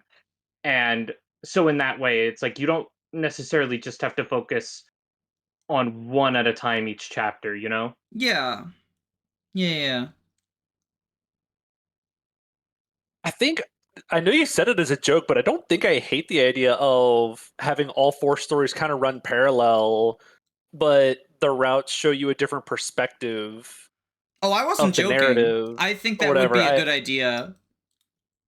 Like, I wasn't I actually joking. think I actually think that'd be really, because then you could still market it almost like a route split, because I know that was like a big draw to Three Houses was Pick your like, side. yeah, you like choose like which one you're most interested in, and like that's how you cement your playthrough. So I think that actually wouldn't be that bad of it, especially if they, because one of the worst parts about the three routes and Three Houses was having to replay the first half of the game over and over again. For Mhm. me, at least, was you're Yeah. just playing the exact same game for the first half, and then all it changes the second half. So if we have, if each of these four routes is maybe a little bit on the shorter end compared to other Fire Emblem games, because there's going to be like a final part. Oh, what if it? So you beat one of the routes, but then it like remembers like what happened on that route, like what units you trained or whatever, and then it just takes you back to almost like a new game plus, where you pick one of the three routes you didn't do. So then when you get to the final, like the true ending or whatever, it like takes everyone that you trained up and it remembers like who had what classes, who had what items. And then like when you get shoved into the Yeah. final part, you can like freely pick and choose. Now that you've played all four routes, you can say, I want you and you from the first story, I want you from the second story. You don't have to worry about auto levels, because it just remembers like what levels you gave Mhm. to all the characters. So you Yeah. can kind of like My almost like transfers Yeah, almost. or like logbook units. my only issue with that structure would be that I think you would have to either the game would still end up having to be really long, or you would have to make the final part pretty long if you wanted the like if you wanted players to have any amount of time with their like completed builds or units in their final class. Mhm. Because Three Houses had like 4 tiers of classes. You could bump that down to like three tiered classes, again, Radiant Dawn style. But Yeah. even then, like, I'm assuming each of the four routes are not so long that you're like training up all your units to tier Max 3 level. by the end of it. Yeah, so you'd have to like you'd have to do something like, oh, your units are expected to reach like high level like tier 2 by the end of each of the individual routes, and then final part is like longer and you go up to tier 3. And I just think that like the gameplay progression aspect of it and the unit like building aspect of it, you'd have to tweak Work it the around length of the that. routes and stuff a lot Mhm. to make it like to make it work. But something like that Although, could work. I just think it'd have to be very precise. if you didn't do like a, I guess like a true ending, and all four of them ended with like a definitive ending first, that would mean that IS would have to actually decide like who's winning this tournament, and you don't get to influence that. So that way the narratives like run parallel properly to each other. But I think they could do something neat with like one of the routes just doesn't win, like they're the ones that lose or whatever. And you get to see the consequence for that group of what happened because they lost, and see like how it affects them or whatever, or Mhm. see them all dead. The bad ending. Yeah, I mean, hell, if it really is all about like coming together as equals, I could see something like a Hunger Games style ending where all four factions are like, oh, we want to you know, We don't have to kill each other. none of We us can kill want the guy to. in None of us charge. want to take this from the other. And Like we want to. No, continue. Yeah, it's just none of us want to take this prize and this reward from the other, and we all want to share the fruits of our labor. If something like that, if it to really hammer home the whole coming together as equals thing. And then if we're following the Hunger Games structure, the sequel has to be about like going on a tour, right? Which means we're getting Tokyo Mirage Sessions 2, where we have pop stars again. And then Thracia remake, Finally, because some it's good all video the games. third Hunger Games is about like revolutionaries, so Thracia remake afterwards. Yeah. Should I talk about FE4? Should I talk about FE4? Sorry, I just got the mental image of Nintendo making an announcement before a Nintendo Direct being like, and there's going to be some news about revisiting a Fire Emblem title from the Super Nintendo, and instead of FE4, it's Thracia. Or just that'd be the FE3 Book ever. 2 remake again. Yeah, FE12 too. The FE3 Book 1 remake. Eventually they'll make an FE3 Book 2 remake that I like. Because I don't like FE3 Book 2 and I don't like FE12. And I dislike them for different reasons. Same. But the FE4 of it all, because like there's been a weird amount of like negativity around this game for not being FE4, and I'm just like, I don't know. I don't particularly mind, because while it's still like set in a place we've already seen before, I am more interested in seeing how the series like goes forward and see how they try to like revisit ideas from, or like try to build off of ideas from different games. Yeah. So I am happy to see something like new-ish for the most part, instead of just kind of like redoing FE4. Same. I always prefer a new game to a remake, because like the old game's already there, right? Yeah, I don't mind a remake every now and then to like fill out, but because a remake would probably take like less effort to make, so I don't mind like in between like the big bombastic releases, like you just kind of get like tidying up like an old favorite to let you like relive something that you like with like some improvements and some of the jank cut out. But yeah, I guess I'm just sort of like sour grapes, because I've gotten a ton of like people mad at me specifically for the fact this game is not an FE4 remake. Probably because I've been one of the more vocal, like, there's no evidence, y'all need to calm down voices. And so then in being vindicated and being right about that, suddenly now I actually canceled the FE4 remake. I got multiple people mad that I referred to Fortune's Wave as FE18, because it's the 18th Fire Emblem. Presumably because of the fucking internal name Iron 18 conspiracy theory. Gosh. Which, if you're lucky enough to, like, not know what that is, the internal name for Three Houses was Iron 17, and the internal name for Engage was Iron 19. So the conspiracy theory goes that Iron 18 is the FE4 remake, and the reason it's coming out later than Iron 19 was that the maps are big, so it takes them a long time to make the maps because they're so big. Yeah. Mm-hmm. Even though there's only 12 of them in the game. And I guess they Three already Houses only has exist 12 as maps. You don't know. well. Like, you're not making them from scratch. Obviously, you're upscaling them. Like, I would hope they get rebuilds from the ground up, but rebuilding something still takes less time than, like, making it never mind brand new original. But also, like, as I alluded to, we already had, like, multiple skips. Like, the internal names we know are, like, Binding Blade is FE6, Blazing Sword is FE7, and then Sacred Stones is AGBFE3, a Game Boy Fire Emblem 3, and Path of Radiance is Fire Emblem 9, Radiant Dawn is Fire Emblem 10, and then Awakening, which is the 13th, is Iron 14, Fates is Iron 15, Echoes is Iron 16. So we've been one ahead for a while just because something between New Mystery and Awakening got skipped. Like, I don't know, internal names don't mean anything. That's my rant. I'm gonna shut up now because I'm going morb mode. But and this is completely off topic, but I needed to get that out there. Yeah, my thing that I just need to say for any of the FE4 remake copers out there, FE4 is just like, I think people really have to understand that no matter how much you or the people you talk to like FE4, it does not change the fact that it is extremely niche among the majority of players for being a Super Nintendo game with no official English release. Mhm. Yes.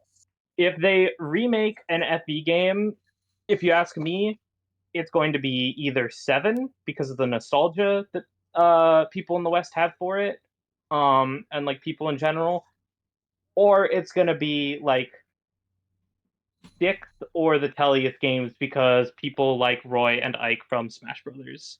I think those are all more likely than the FE4 remake because those feature characters that way more fans actually know and care about. And like if FE4 does get a remake one day, yeah, cool, sure. But like otherwise, yeah, I much agree with the two of you that seeing new stuff is just a lot more interesting. Yeah. Even if it's like visiting a familiar location we've been before, like it's something new. As far as like the overall like appearance of the setting and potentially how the gameplay will work too. Yeah, I mean, I'm like about an hour ago, maybe more than that, Luna was saying, every time that we've revisited a setting, something has been touched up gameplay wise. Aside from Elib, but that was like immediately after Kaga left, they were sort of not trying to rock the boat. And even then, like, new classes. Yeah, well, and also FE7 was like made as an introduction to international audiences, so it makes sense that they'd want to stick with something more simple, familiar. Yes. I mean, FE7 did add stuff like rain, which is but coming back, baby! I don't think we like the stuff that FE7 added for the most part. Rain, baby! That means Lynn's gonna be in this game too. Something I'm a little upset that looks like it might not be coming back unless it's just not readily stated anywhere. I don't see where like the class subtypes are mentioned like under the class names. Yeah, I saw horse and foot, but I don't know if those are like the subtypes or anything. I think that might just be talking about what kind of movement type it is for the sake of counting like terrain costs. So like, maybe we'll get like a menu or a guide somewhere that says a forest tile costs 2 for infantry, 3 for horse, or something like that.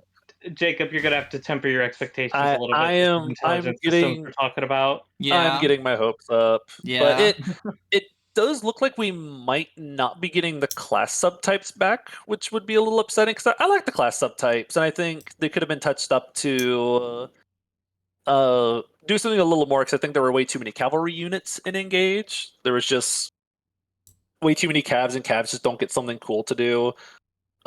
Even like the kind of nothingness of a backup unit doing, 80% hit minor chip damage is still more fun than like you get an extra point of movement. I mean, I think the class subtypes, I'll be honest, I don't think they'll come back because they feel like they were mostly designed for Emblem Ring synergies. The minor bonuses were cool, probably. But like Louis not getting broken is not like the big deal about armor. It's, hey, Micaiah boosts defense now, or mages. What was it? Mages don't get affected. The mystical doesn't get affected by terrain. That was probably the most impactful of them all, actually, because you would have like a thief, a covert enemy on terrain, and you just be like, nah, fireball. Yeah, they didn't feel super impactful, but it would have been cool to see them try to try to build off of it and try to like refine it a little bit to make it a little more impactful. But I have a feeling we're probably not going to see those come back. My prediction is that instead of bringing back the class, subtype, supertype, whatever you want to call them, labels, I don't know what the word would be for them, that those effects will be tied to specific classes. So rather than Covert getting double terrain bonuses, Assassin does. And I think that would be a way of carrying that forward without necessarily having the same terminology. And I think that would be a lot cooler, too. Because then you could, like, more specifically tailor it to, like, I want this to be that. And then you wouldn't get the awkward stuff of, like, if Louis goes Great Knight, he loses the armored subtype. I don't know. No, yeah, I get that. Or stuff like archers being covert, but why would a player archer like need covert? Dodge tank against the other archers. Like, yeah, like if anything, covert on archers feels more like an enemy build kind of thing, like something that they're in place for fighting enemy archers, not necessarily for yours to benefit from. I'm just gonna say on my first Maddening playthrough, I got surprised by reinforcements on the high tide, low tide map, and Alcris survived because he could keep making fog tiles and benefit from the frog avoid. So take that, covert archer non-believer. You know what? I have been beaten. Yeah, well, of course you have. You can't hit Alcris. He's in the fog. He kept making fog tiles. I had Corrin on him because I wanted to, like, longbow freeze people, and then, like, surprise, fog tiles came up. That's why covert fog tiles are the best, even in Maddening. I have to reevaluate my strategies then.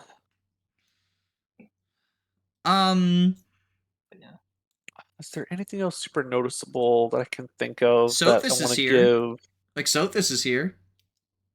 Sothis is here. If I may be real, I kind of rolled my eyes very heavily at the very ending part. I think the trailer would have been much more impactful and cool if it just ended at the title. But I also don't really like Sothis, so maybe that's influencing it. I also don't like Sothis, but I did think it was kind of neat that they gave us a confirmation it's the same world. It did also give, like, the Team Fast versus Team Future something huge to debate, because, like, Sothis should be dead in the future, but the hero relics shouldn't exist in the past. So now Team Future and Team Past are both convinced that it's 100% proved in one direction. Yeah, which is part of why I'm also leaning towards maybe it's like a I've also seen the theory proposed maybe it's just like an alternate universe type thing. Mm-hmm. Like it's the same world as Three Houses, but not the same timeline. We've got which 3 is another way to timelines now, avoid, because the House's hopes which is another way. that. But it's another way to avoid giving Three Houses a canon ending. So yeah. there you go. Sorry, I interrupted you. Sorry about that. You're good. You're good. But yeah, honestly, whichever way it is, I doubt she's going to be a constant presence. Like, you know, talking to, you know, the player or one of the lords or whatever. I hope she's not. Granted, Three Hopes, I think, with Arval, like, I definitely liked Arval and Chez's banter in Hopes a lot more than, like, Sothis interjecting in Byleth's head in Three Houses. So, you know, but I do kind of hope she's more of a background element, or maybe someone who just shows up in more important story moments instead of talking all the time. I thought she might be a framing device, like she's telling the story to us, the player. Yeah, possibly. It definitely could be something like that.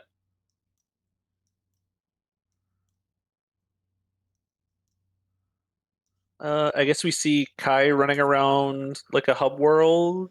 Yeah, Hub's confirmed to be back. Oh, yeah. Which, like, I knew Hubs would be coming back, but I think it's interesting that we only saw, like, Kai running around, which makes me think he's going to be more important than the other ones, but that could just be me being very pessimistic that he's going to be our, like the actual main character, and the other ones are going to be, like not as important, but So I'm willing to be surprised. that was my initial thought, was like Kai is the avatar and maybe also Glasses Girl in like a, Pokemon Brendan and May situation. But multiple people in the comments have pointed out Kai and Glasses Girl are green units in one of the other sections. I think it was Theodora's. And I mean, Byleth would never be a green unit, right? So that makes me think Kai is not an avatar. And then if he's running around, but he's not the avatar, well, then maybe there isn't one. Which, like, I don't think, I think, I'll be for real. I don't like avatars, but I don't think we're ever ditching them. But this is the strong, I don't know. Maybe I'm being too optimistic.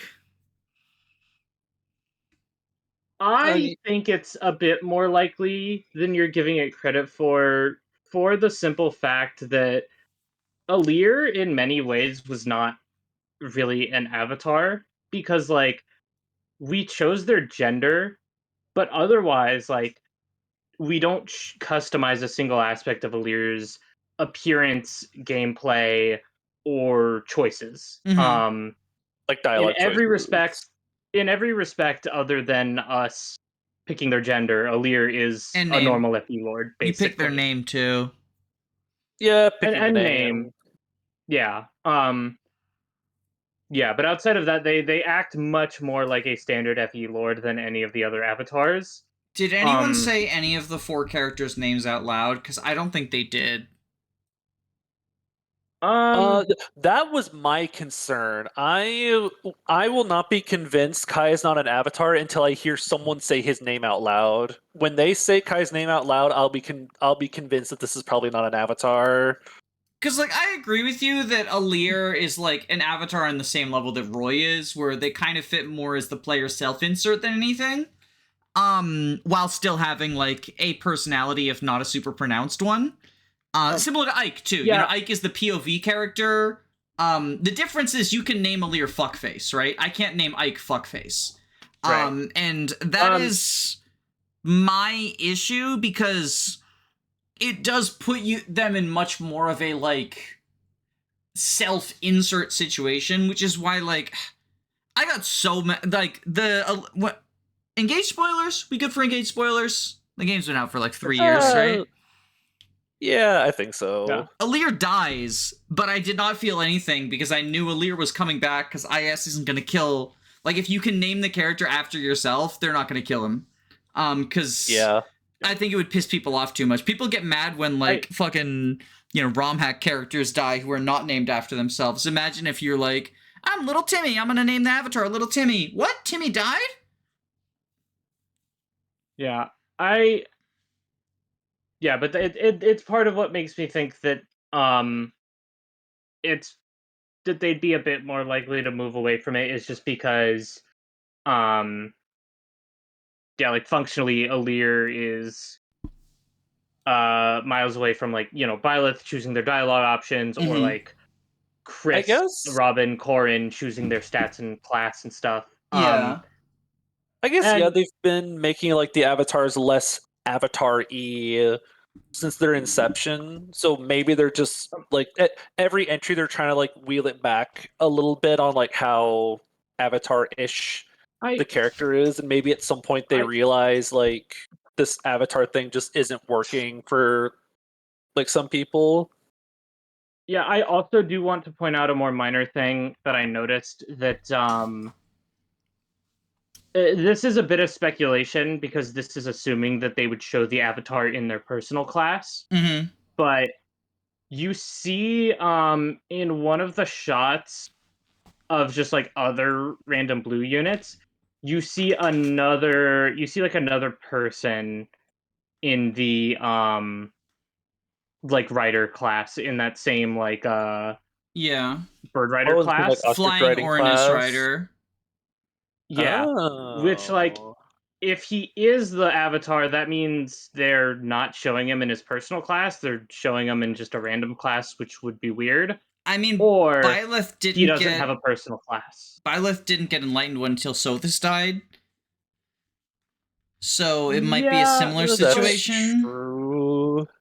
That's Yeah, but then it's like I don't know. Like it's a possibility, but it's something that again lends me more to think that if this character is not being shown in any sort of like special class and it's just like a more standard mounted class, then like I don't know. am cautiously hopeful that this character is not an avatar because, like, there is the chance because they haven't tried. I feel like they would have been in the trailer more if they were an avatar potentially. Meanwhile, he's only in like Yeah, 2 or 3 scenes. Mm-hmm. yeah, So because like I had mentioned earlier, they're all like given pretty much like equal screen time, Yeah. equal room to breathe. Yeah. Yeah. No, you got so you got good points. I'm willing to be hopeful that it's not an avatar, but again, I don't think I'll be convinced until like this character's confirmed to have like their own name and personality that you don't like influence or change. All right, hear me out. If we're going with the sort of Octopath Traveler Sonic 06, 4 stories merged together into one, we have Kai, Dietrich, Leda, and a Theodora, and then the 4 nations come together to make the Avatar, Master of all elements. No way. Let's go. Oh, can I And the offer Avatar's my only in the final story. can I offer my like kind of silly theory, but also it's not a joke and it is an actual prediction. Yeah, I mentioned this. Uh-huh. I get I mentioned mine. this to Jacob before, but even though I don't suspect Kai to be an avatar, I do think that he is obviously like if one of the 4 is positioned as the main character, like I do think that it's him. Um, like he's probably the one that they're gonna start you off with, even if he's not an avatar. Sure, yeah, Um, yeah. my prediction, I'm gonna you can hold me to this for when the game comes out.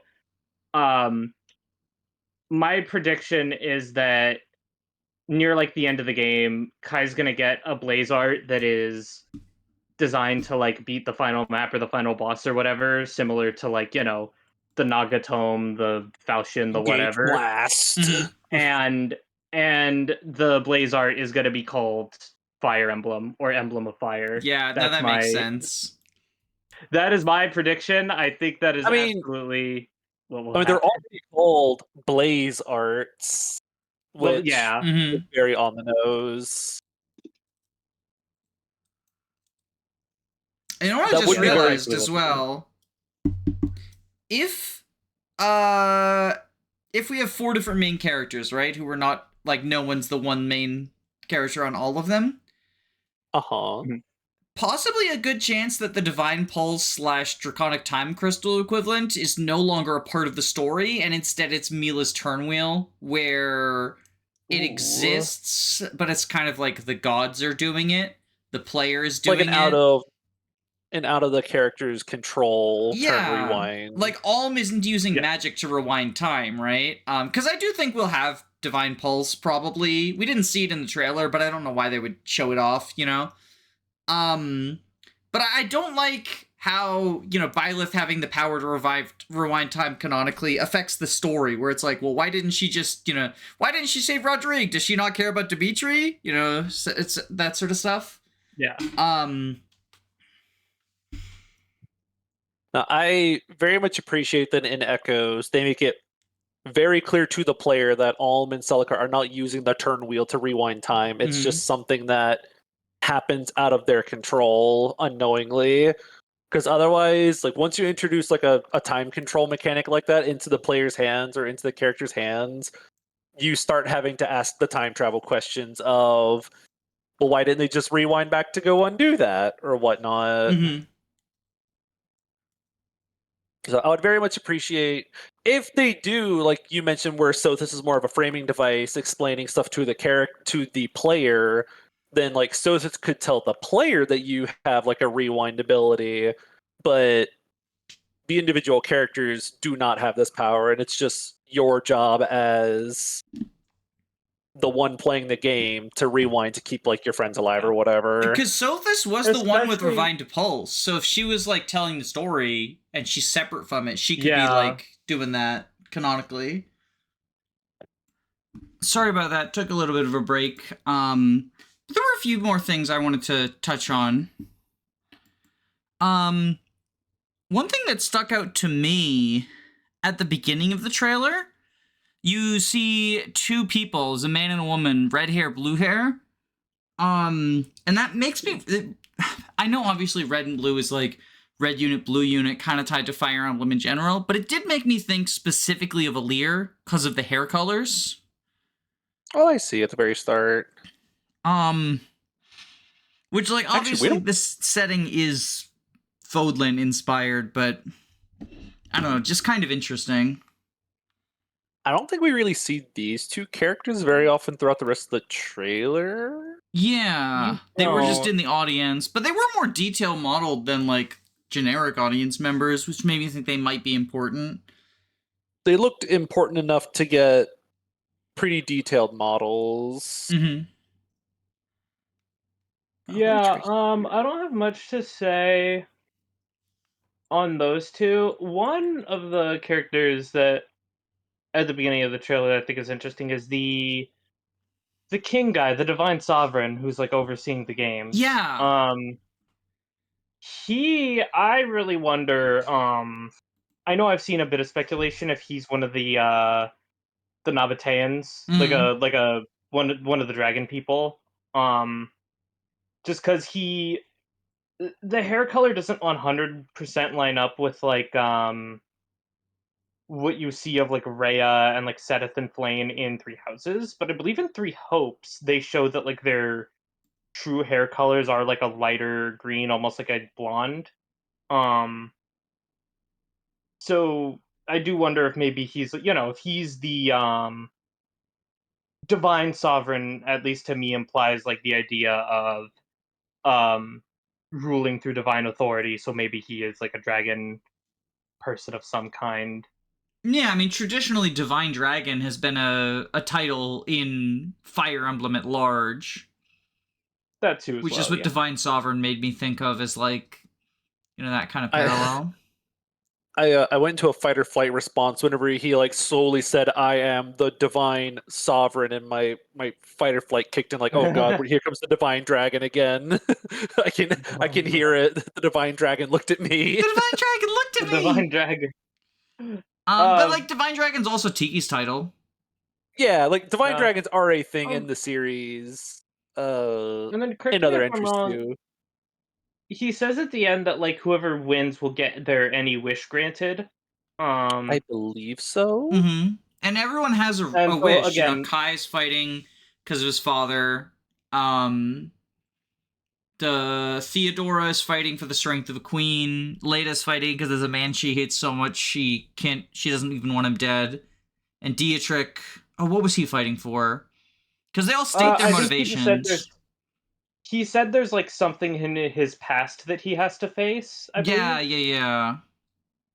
So, yeah, but I wonder again, like, yeah, maybe if he is a dragon or like a demigod of some sort, like that's, he has just the power to grant wishes. And again, if there is some sort of common enemy that the four lords have to like come together to defeat, like, I don't know, that guy looks final boss-ish. Yeah.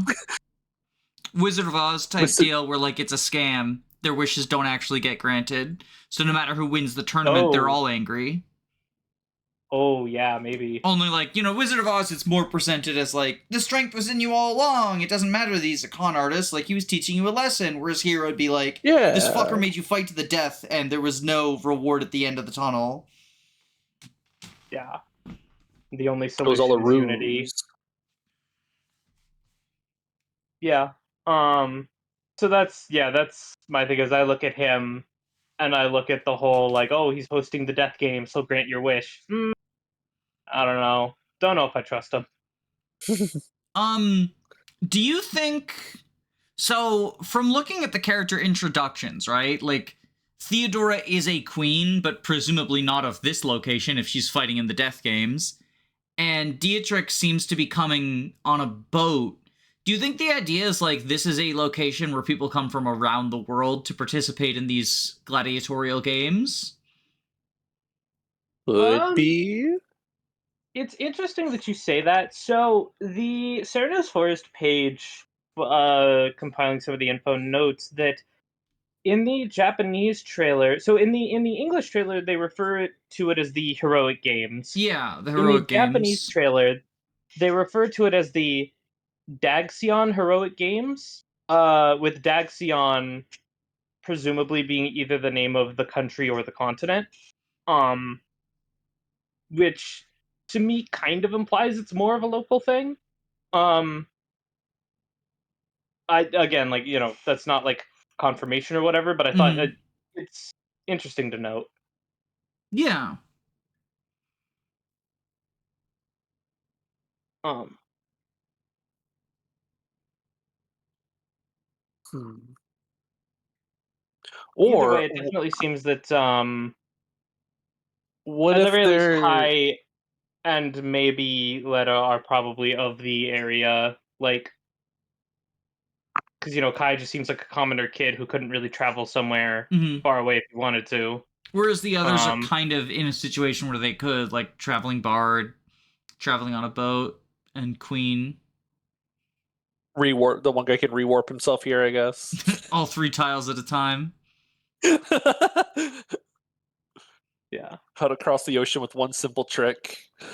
That's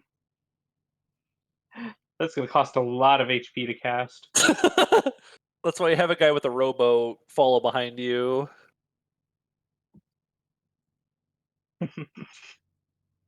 Let's see. Is there anything funny that pops up during the window where you like select the attack button that looks fascinating? I mean, the forecast Whoa. looks like the engage forecast, and I fucking hate it. It's still incredibly hard to parse. I've gotten some comments pushing back on that, saying like, oh, that actually, like, that's in echoes. You can turn it off in echoes. And it's like, yeah, but you can't turn it off in engage. So, like, I don't want it to be like that. I want to be able to get, like, a forecast that's easily readable. Yeah. Let me see what it looks like again. And considering that the weapon information is the same way, where it's like, we're showing physical attack, but not weapon might. Like when they highlight the weapon, early on Kai, he's highlighted the bronze spear, and the bronze spear shows his physical attack and his AS, but not the weapon might, the weapon hit or the weapon weight. I fucking hate that shit. Like, obscuring even more information in my tactical strategy game, miss me with that. So I'm really hoping that that's like easier to turn off than it was in Engage, because you could like, on some menus, occasionally, if the phase of the moon was correct, switch it, but then never when you want to, when you're, like, planning a trade or whatever. Yeah, here's hoping that, like, during this menu where he's, like, pulled up the attack command to, like, pick a weapon, here's hoping that, like, pressing the X button makes, like, a little window pop up to the left that shows, like, what the weapon's individual stats are separate from what it looks like equipped. That way you can, like, quickly view how much weight it has, or maybe if you like highlight him and just press the X button or something, you can view like what his weapons are and like what stats they have on them in some way. I don't know. Quickly and easily, because I don't mind this like quicker way of glancing just so I can see my numbers faster, but I do wish there was an easier way to view the individual stats, like a more convenient way to view individual stats in case I want to trade something. I want to trade a steel lance to someone, and I need to know how much weight it is, so I'll know like if the person I'm trading it to can use it properly. I believe you need to like be in the hub or preps and look at the convoy without a unit in order to see weapon stats, but in Engage, I think you can do it from the convoy menu. Like if you look in the convoy with a unit, you can press the X button and it toggles between the equipped stats and the weapon stat. But you can't do it while like trading, which like that's the big one is you need to be able to know while trading, right? And it also means that effective weapons, like not knowing the might of an effective weapon It means that it's really like you annoying. can't tell how much of a bonus you're getting. Oh, how do you feel about 'Cause the until- fact that spears are effective against horses? Just like on the effectiveness train. That's what it looks like. Well, you say spears. Let me take a look at because we also see that Theodora has a spear, what looks like maybe a personal weapon. Yeah, it's a hero's relic. Yeah, and we don't see any weapons called lances, do we? No, I think spears Like- are the new name for lances. Yeah, because I've seen some people saying, "Oh, spears are a subset of lances," but like, no, I think they are just lances. I suggested that as a possibility, but it is not the possibility I personally believe, if that makes sense. So I might be responsible for Yeah. that, I'm sorry.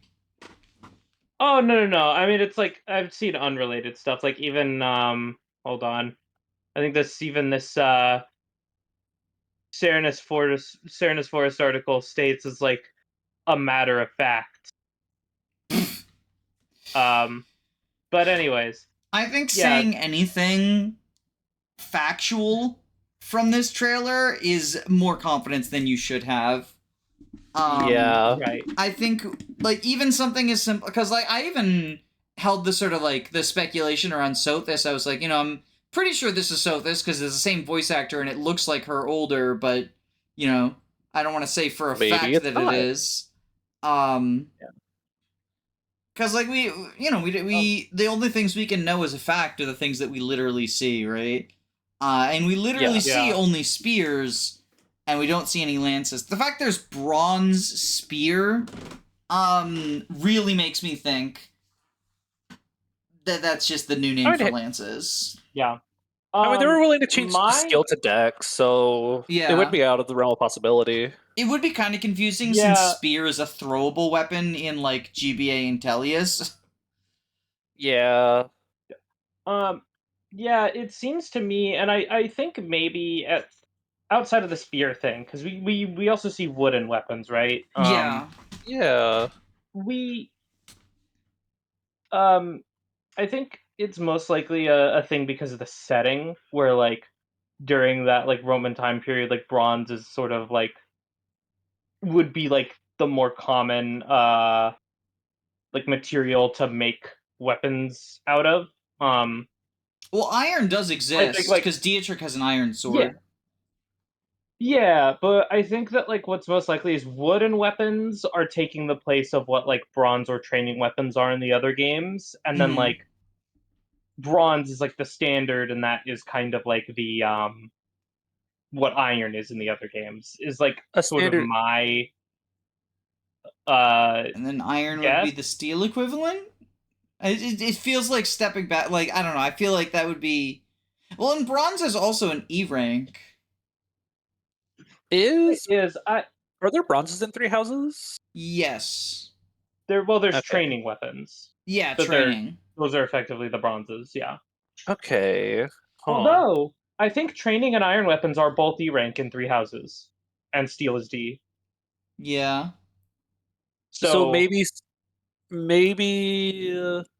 I could potentially see it like bronze and wood are both E rank, but it's just Mhm. there. It's for if a unit is stuck in like E rank hell, it gives them at least a little bit of variety in what weapon they can pick instead of just being stuck with iron. Now they can pick the accurate like wooden weapons, or they can get like the slightly harder hitting bronze weapon. We also don't know the durability of the wooden sword, but the bronze spear is 25 durability, which feels very low for an E rank. Low. So my suspicion is this is kind of like not quite the glass level where it's like it's a silver with 3 uses, but sort of the same idea of like low durability, low rank weapon Yeah. that's like a little bit stronger.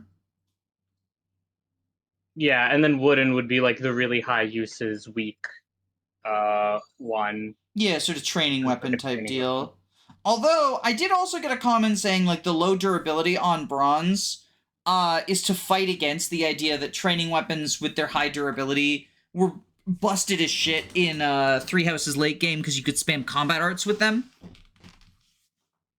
But people care about durability in Three Houses late game? What? I don't think so, but One person did.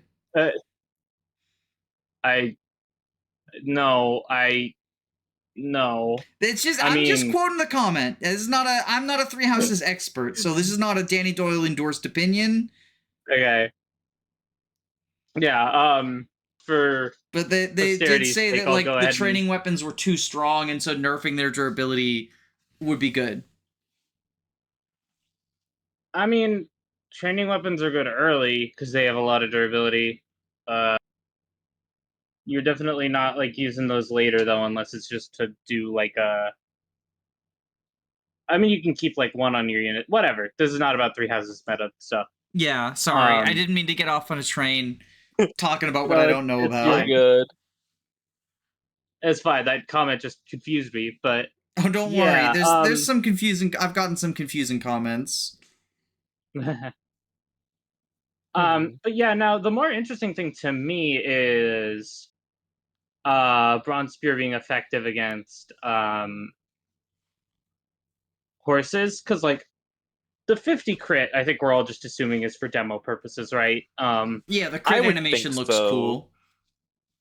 Yeah. Which is funny that I think it's funny that means they couldn't just find a way to like rig a crit internally off of this, so Not they enough just divine gave the pulse weapon 50 charges. crit. But I don't think that I think that the horse effectiveness is likely intentional, because you wouldn't need the horse effectiveness to like Do show the that off. thing. I think that's Yeah. so. It is something that I Well, and wonder if it doesn't seem to be doing extra damage to the chariot, so I don't think chariot's weak to horse weapons because they only deal 9 He does damage. like 27 damage on a crit. Yeah, it's 9 damage, 27 on a crit. So like, if that's you it, say I that, mean, maybe but- it's fucking engage effective weapons all over again, and then in which case, like, So- goddamn. So here's the thing: when you look at the combat forecast here, I'll send the image here for you two to see. Mhm. But if you look in the bottom right corner of the forecast, Charioteer has the horse icon. Oh, you're right. So It's just what I'm engage wondering all if over again. maybe- No. That's possibly the case because it's the bronze. What I wonder is if all spears are effective against horse units, because then it makes a bit more sense, right? This is the equivalent of like wind being like a 2 or 3 Effective might against spell flying. effective against flyers because it's the E rank 1. Yeah. Awakening wind, But if 1 you had a times 3 steel lance- moment. Yeah, but if you had a steel lance, it's like, or a steel spear, excuse me, that's like 10 might, then you have a 30 might effective weapon against horses. So Yeah. I like the idea of all spears being effective against horse. It's going to take a while to get used to. I know we're all gonna have to pause for a second before saying spears. I Yeah. mean, let's be honest, it's going to be like saying club, naginata, and katana, where like half the time you just say sword and it doesn't make a huge difference. Like Yeah. samurai is a sword wielding class. Okay, but it will be peak funny if late into the game you get a 2-range throwing spear and it's just called lance instead of spear. Where's the Allen? But I think it makes the weapons stand out from each other. Like, I have long held that even with the weapon triangle, although there doesn't seem to be a weapon triangle, we haven't seen any, like... Yeah. I mean, we haven't seen any of the traditional in the triangle weapons fight each other where there would be an up-down. They've been, like, playing that kind of coy, but it's 3 houses, right? They're not bringing the triangle back. Most likely. But even with a weapon triangle, I think that they kind of blend together. And so I like it when they try to come up with a way to make them stick out from each other. Like Radiant Dawn, it stumbled, but it did give like every effectiveness is linked to one weapon. Like Wormslayer is the only dragon one, Beast Slayer for Lance is the only horse one, Hammer is the only armor one. Danny, this is Hunter's Knife Erasure or whatever it's called. The Beast Killer. The Beast Killer. No, that's Laguz though. It's not horse effective. It's Laguz effective. Oh, you're right. Fuck, that's my Fate Spring getting the best of me. Yep, it is. It is. So I was going to say that one as well. But yeah, like each of them having their own effective, and it makes them sort of stand out. Daggers also getting easier 1-2 range does make them stand out, and then the low might makes them stand out not in a good way. But just sort of making them distinct from each other so you don't get the situation where it's like, well, paladins can use axes for higher might or lances for slightly more accuracy, but they kind of just feel the same. The same. You just use whichever one gives you the triangle advantage. Thracia did a similar thing with like swords getting all the fun tools and then lances getting no fun tools and axes getting one fun tool, the brave axe. But yeah, it's also just a Thracia moment. I do really like the idea of trying to make the weapons feel a lot more distinct, so there's more of a reason to want to, especially if you can pick what people promote into, you'll have more of a reason to like promote someone into an axe unit. Maybe there's something special that axes can do. Maybe axes can have some kind of like sweeping attack in front of them every now and then, or just something interesting to make the axes feel different. Maybe swords have like different like stat bonuses attributed. Maybe there's some swords that scale off of dex instead. You have like finesse weapons or something. I was thinking either swords or axes could get like a little bit of crit that scales up as you go to higher levels instead of killer weapons being a thing. Like, just because Swordmaster and Berserker are the traditional crit classes. Sniper, Razor, I know, but so what you're saying is to bring clubs back. Yeah, but like instead of it being like every club gets 5 crit, right? Like what if it's like, Bronze Axe gets 5 crit, Bronze Axe gets none, Iron gets 5, Steel gets 10, Silver gets 30 or something. Like it builds up, right? And so when you're at the higher levels, it's like an actually impactful difference, especially stacked with like the sword crit plus 5 or whatever skills. And then rather than having like every single weapon type gets its own killer variant, if you want to do the crit build, you specialize in this weapon. If you want to do the accuracy build, you specialize in this. If you want to do the anti-horse build, you specialize in this. If you want to do anti-flyer, you go bow. And that can synergize with, I want to promote this person into a berserker because the berserker gets like wrath or axe crit bonus as like as a class skill or as a mastery skill or something. Yeah. I don't know, just thought. Just a thought.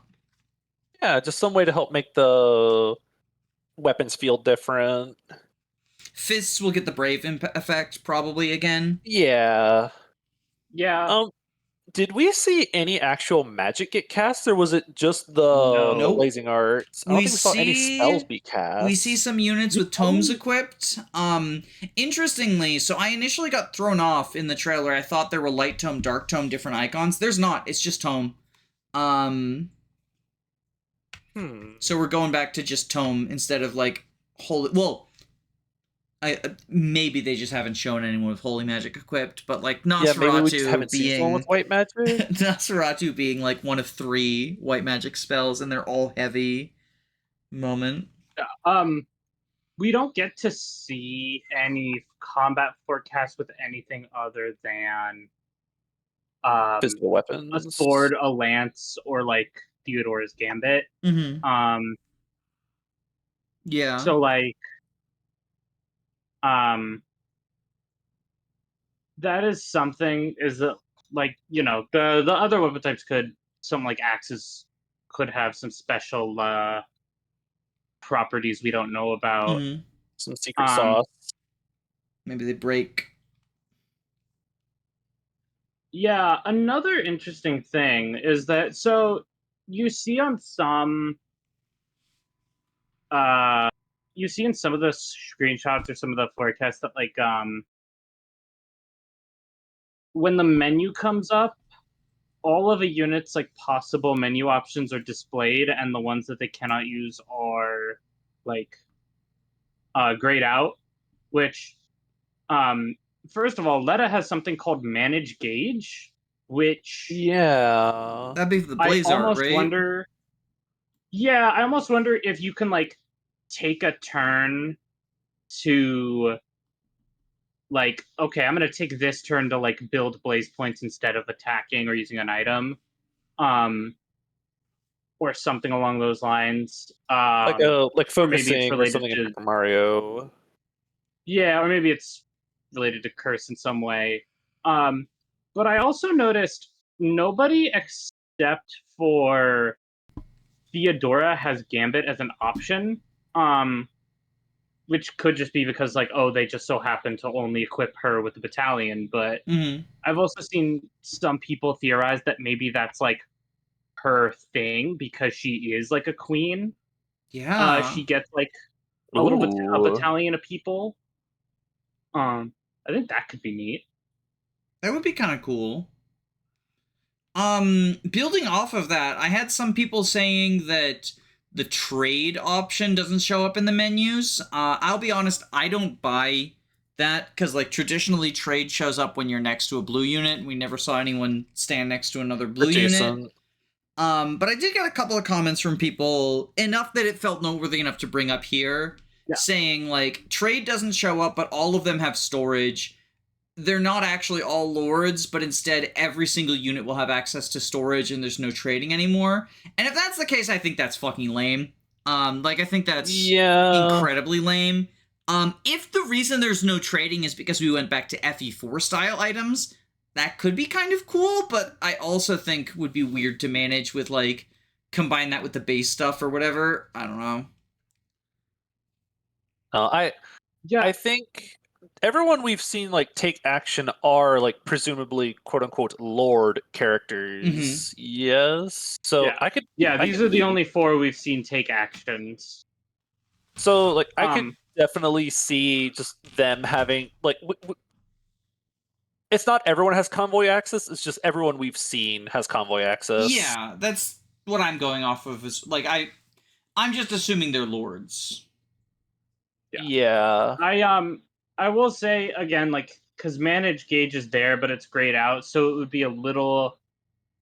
If trade is an option and it doesn't show up until it's something you can do, that would be like a little inconsistent with that. But it's not an inconsistency to the degree that I'm like, oh, this is terrible. Like, it's fine. Well, it could just be that manage gauge is grayed out because she like already did it or has a full gauge or something. Whereas like, because like Kai has the dismount option, but none of the other ones do, and presumably that's just because they're not in classes that can mount and dismount, right? Yeah. So like, under that same thought process, like, wouldn't Dietrich have like dismount grayed out or whatever? Possibly. Yeah, I guess like all of the options available to that, potentially available to that unit, I guess is more so what I'm thinking along the lines of. But I'm trying to think of an instance where we've seen this before happen, where like just like one of your main menu options is just completely grayed out.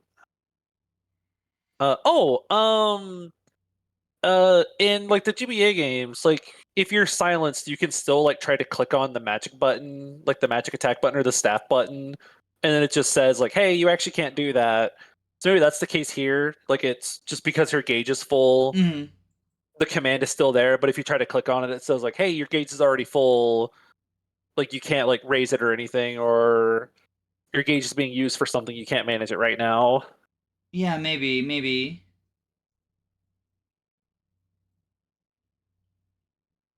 Oh, something non-gameplay related I wanted to bring up.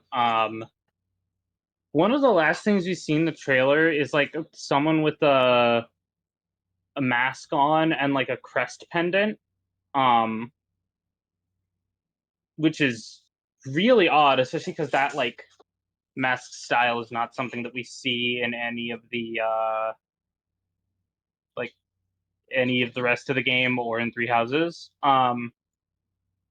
And the crest that she has is apparently Constance's crest, at least like from the design. Yeah, there were a couple of others where like people had crests on their like cloaks and stuff too. I didn't notice all of them. Yeah, and what is it? Kai having the Yuri's crest as well. Yeah. I think it's interesting that because in Three Houses, a lot of the crest stuff was very much like, you're a noble. This is very like it's gonna be representative of your house, or it's gonna be represented on your like your but like Kai just seems like a commoner kid, at least from the way that he presents, but he has a crest, and then you just see a lot of people who are not just in very like royal attire who nonetheless like have a crest or have like crest stuff on their person. Well, not I all just of think the it's really crest wielders were nobles, though, right? In Three Houses? Like, Three I mean, Houses? they all belong to a noble house of some kind. Like,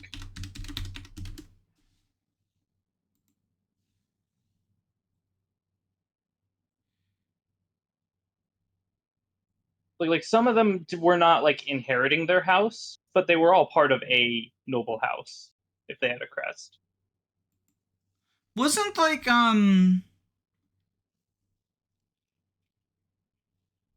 No, maybe you're right, yeah.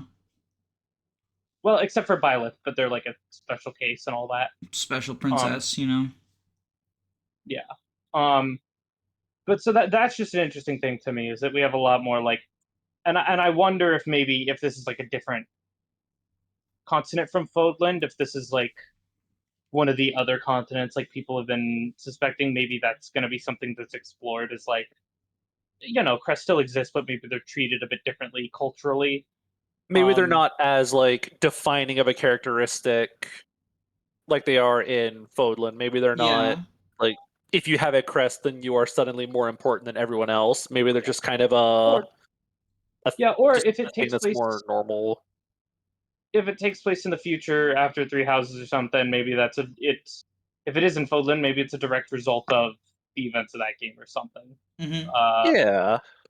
So I think that could be interesting as a thing to explore.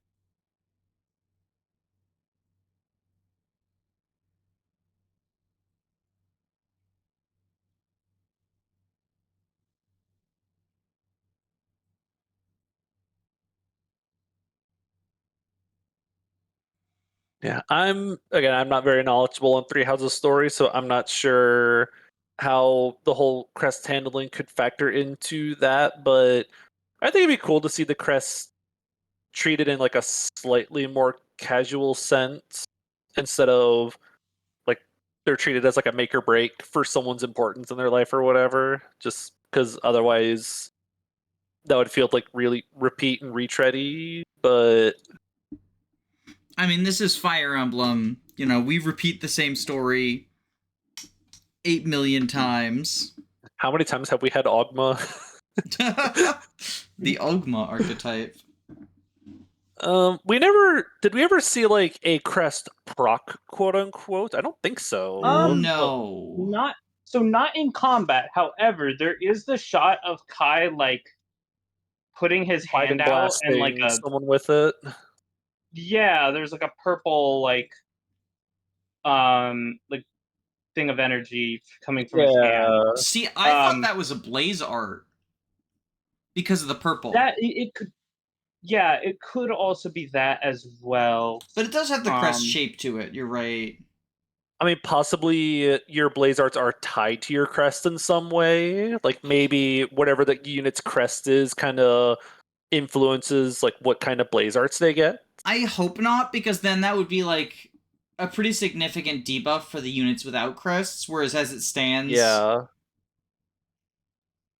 I don't know. Like, it did feel a little bit weird in Three Houses, where they're like, the crests are such a big deal, but then realistically it was like, you can use a hero's relic without taking 10 damage. But that also, like, kind of tied into the Three Houses theme of, like, actually the crests aren't a big deal, and it was all a lie, question mark? So, here... I also just don't like how, like, Genealogy's approach, where it's just a huge deal that this unit is just better, because, like, they can use the holy weapon or whatever. And so if they took you get that to have same a 30 might approach, weapon. yeah, you know, I get Forsetti and you Yeah. don't. Pfft. Suck it, Azel. Yeah, I think it's most likely. Yeah, again, it could be tied to the Blaze arts. Um, I think it's one of those things that is just weirdly. There's just not a lot of info. I feel We're like doing a lot of speculating. yeah, it's too speculative for me. Like on a gameplay level with the crests, I'm more so just interested in looking at like with what we have right now. I'm just more interested in thinking about like the story implications um Yeah. of these like seemingly like ordinary non-noble people having crests. Because correct me if I'm wrong, but like the crest properties on units weren't too impactful to most units. I know everyone like quotes the Felix crest or whatever that lets him do a little bit of extra damage, but Mm-hmm.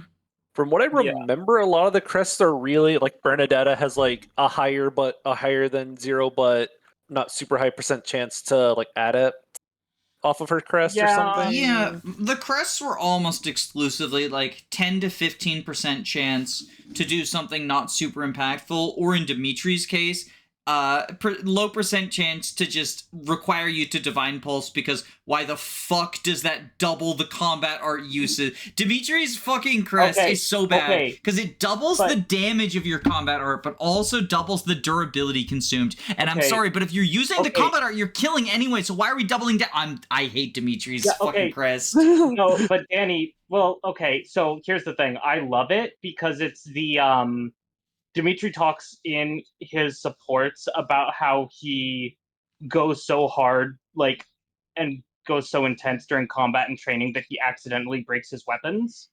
And I am almost certain that it is meant to tie into that. That's also He's- especially what I believe his Mercedes support is about, if I remember correctly. He tries so hard and goes so far, but in the end, it didn't even matter. So Turns out I during actually do really like that as like a Dimitri just can't control himself sometimes and just snaps his weapon in half. Me when I atrocity and suddenly my fucking whole lance is broken. Yeah. So maybe like the crest won't have very much like individual unit influence potentially. Like maybe they're more here just for the narrative, or like, I'm sure like maybe they'll tie into like granting you like specific like combat arts or whatever with like relics if you can use one potentially. Like maybe it'll be treated the same way where if you have X crests, you can use Y weapon You with like see fewer that downsides in or get like a special combat art. Dietrix's says, well, we don't know if it's from his crest, but the Answerer, his hero's relic, says that it gives him the bloodletting combat art, which I would I meant assume is because of before- the crest of Lamine. allows use of the bloodletting combat art. Although it is kind of interesting to me that, like, these are all new heroes relics, and the crests are not new. So these are the same crests, but different relics. Which I don't really know the lore implication of that, but it's something. I wouldn't know. And from It their also looks models, like- they don't look like they're, like, just different names for the same thing. Like, the Lance of Ruin is now called the Poopy Butt Spear or something. Like, they do look like they're completely different and new. distinct weapons. Like, we've seen a lot of the Answerer just from Dietrix's cutscenes and stuff. Although, Yeah. there's also the one shot of him carrying the Sword of the Creator. Don't know what the hell that's about. Is that at the beginning?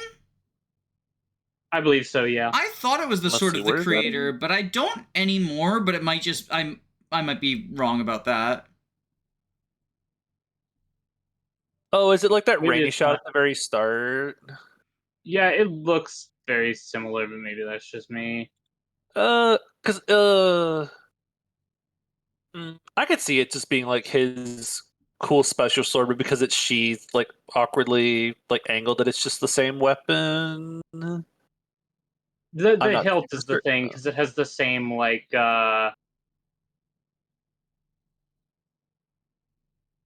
here, Yeah, but it doesn't have put the the whip two images effect. side by side. Or I guess you wouldn't be able to Here. see It if it's doesn't, sheathed. but Yeah. I mean, maybe this confirms that one playthrough where I got gay married to Yuritsa is canon. Let me see. Yeah, there's like the side by side of like the hilts. I guess it's Mhm. not exactly the same. Because in Those- this cutscene, this looks like the same sword that he's holding in this shot. So here's why I don't think it's the sword of the creator. Dietrich's weapon in that picture very distinctly has a crest stone. And the sword of the creator, the big deal about it is it doesn't have a crest stone, and that's why only Byleth can use it, because Byleth has a crest stone inside of him. Yeah, okay. So I don't think this is the sword of the creator. Just going off of that. It does also look like, because we get a close-up of the crest stone, it looks like it's got the Lamine crest on it. But that might just be me, like, seeing what I want to see. But it definitely has a crest stone.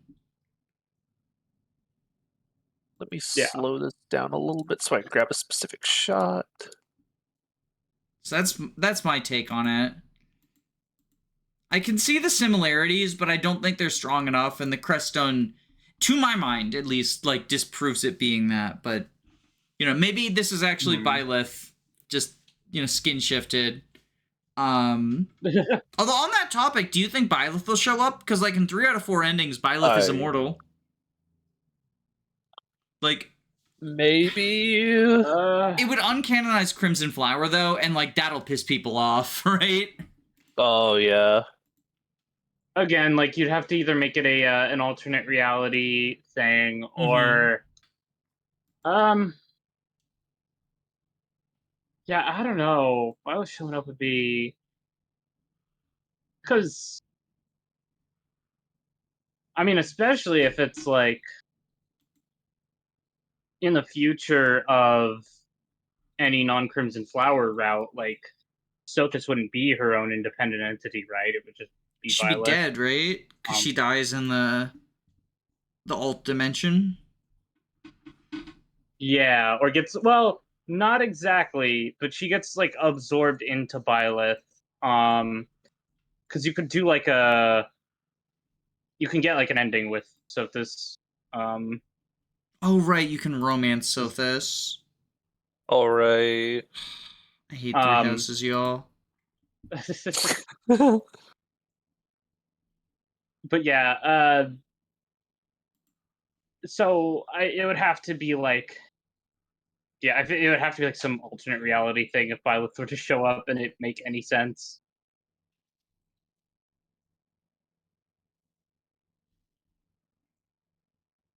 How present is Byleth in Three Hopes? Byleth is like your 'Cause I know rival. Like the main motivation for Shez. I mean, I'm only halfway through, but Shez like wants to kill Byleth because Byleth is the Ashen Demon and evil, and then like they're hinting at like, well, what if we hired Byleth instead? And I know that Byleth is like the Xavier-esque really hard recruitment. So you can recruit them.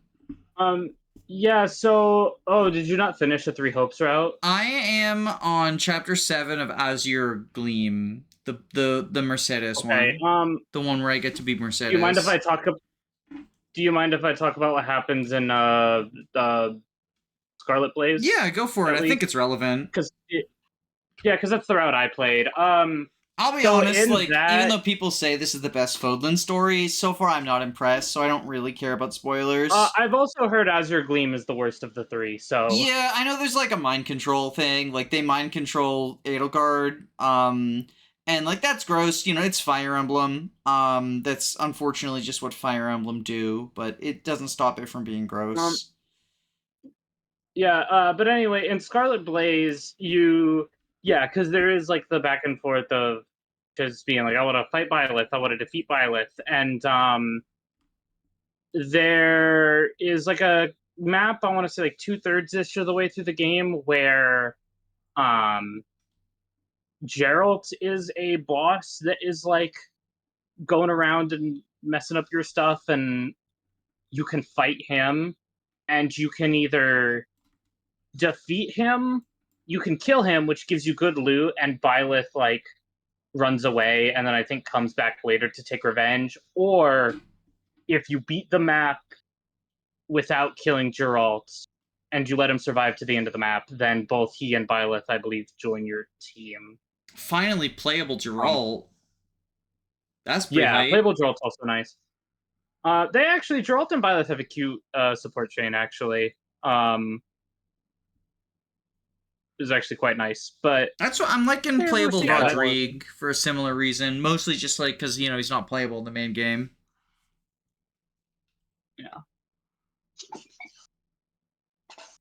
Yeah, it's a very it's almost like a Douglas FE6 kind of recruitment, more than anything. Mm-hmm. Interesting. Of like, let the dangerous red guy survive till the end of the map. Implying Douglas is dangerous.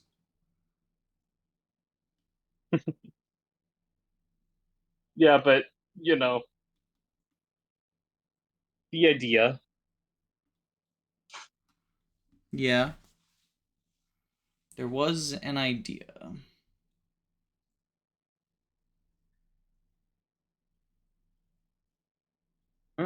Yeah, I can't really think of anything else I'd want to point out or bring up. Yeah. Let me just do one more quick skim, see if there's anything that looks notable. I guess like not super relevant, but despite how the combat forecast looks, I kind of like the aesthetic for how all the menus and like the HP bars and stuff look. I kind of like the parchmenty kind of rough paperish look. A lot of like the menus go for during like the mid combat like stats for like your hit, crit, and attack. I think those look kind of neat. Yeah. I like how those look. Yeah. I like the crit animations. Like, stylistically, I like this better than Engage, and graphically, I like it better than Three Houses. When, it's a Switch 2 game, right? It makes sense if you look graphically better. It does suck that it's, like, Switch 2 games, so a lot of people are not going to be able to, like, are either going to have to shell out a bajillion dollars for one game, or it'll be expensive. And it's also probably going to be, oh god, I was going to say it's probably going to be $70, but it might be 80. Like, Ooh, Donkey Kong was 70, right?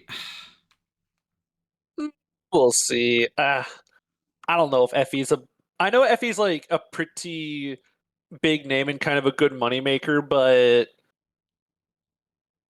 I would have maybe I'm giving them too much credit to assume that like FE is not a big enough name to get away with $80. This was their one more thing, though. Like, they clearly consider it a flagship franchise. That is true. Because they always end the direct on something that's supposed to be a really big deal. And sometimes it's not. Like, sometimes it's just like, really, that's your end of direct big deal. But, like, it's at least something they consider a big deal. I don't know. Nintendo's... Like, it's so hard to talk about the Nintendo greed stuff, too, because then you get both the, like, Nintendrone fans complaining about, like, you criticize company, you evil, bad person, and then you also get the, like, okay, but you bought a Nintendo, you bought this game, so you're not allowed to complain that they do expensive.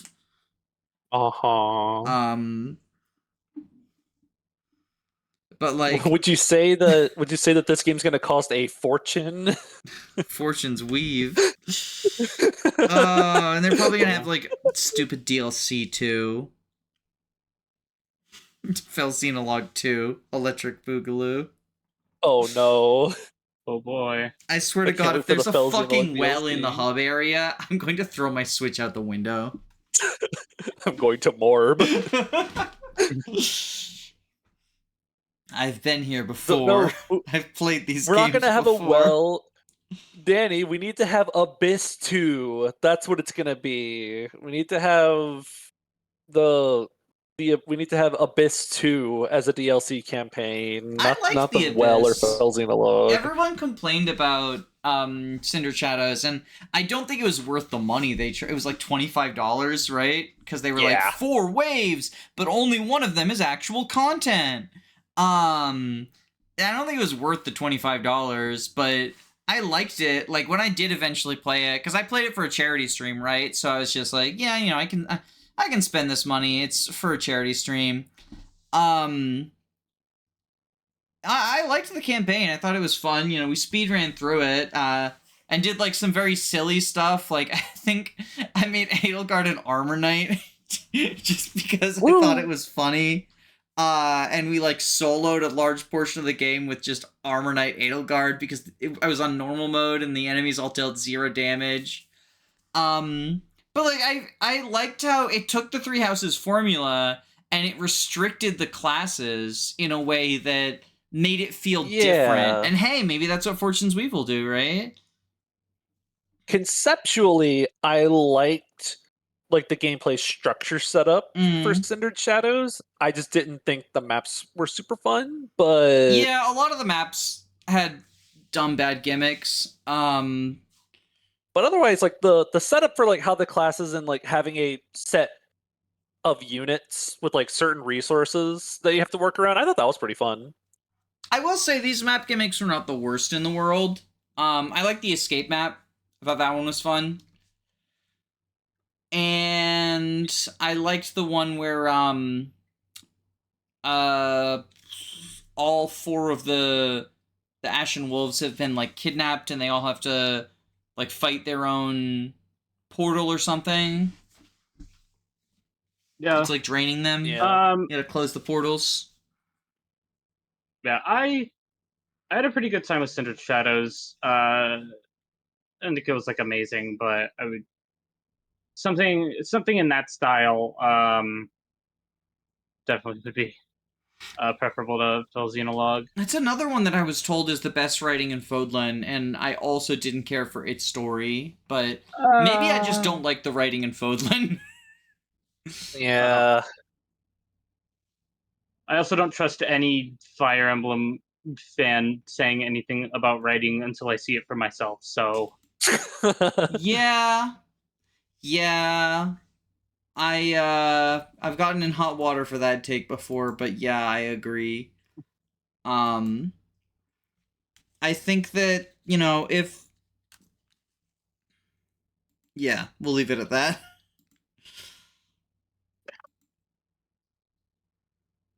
Well, I am interested to see what the story could be, is what I'll say. As much as I am adverse to a lot of Fodlan related lore and stuff because I'm just tired of hearing people complain and discourse about it, I am still going to be willing to give it a shot. we are going to get another 6 years of Fire Emblem discourse. I know. So... Oh, but that's the thing, Danny. The regardless of what the next Fire Emblem title is, the discourse never ends. That's the secret. On the discourse topic, let's be a little toxic. I do have a prediction question for y'all, all right? Uh-oh. So when inevitably this game comes out and the Grifto Spear new game bad, is this game going to be it's bad because it failed to live up to Engage's gameplay, or are we going to continue to hold Three Houses as the high bar and it's how Fortunes We've failed where Three Houses succeeded? Like, are they going to pivot to praising Engage, or has Engage been the horse that we beat for so long that doing that would be too transparent? So I think it's more likely that Three Houses will be held to the standard simply because it is a okay, even if sequel isn't what it is chronologically, it is a second Fodlan game, right? So I think it serves Three Houses serves as a more direct comparison point. And again, it's just a game a lot of people like, so I think that is more likely.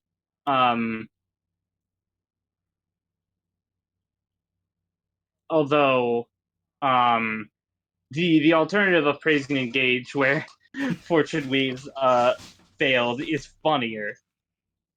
And is, I think, how do I say? I think that's the outcome I want to see more.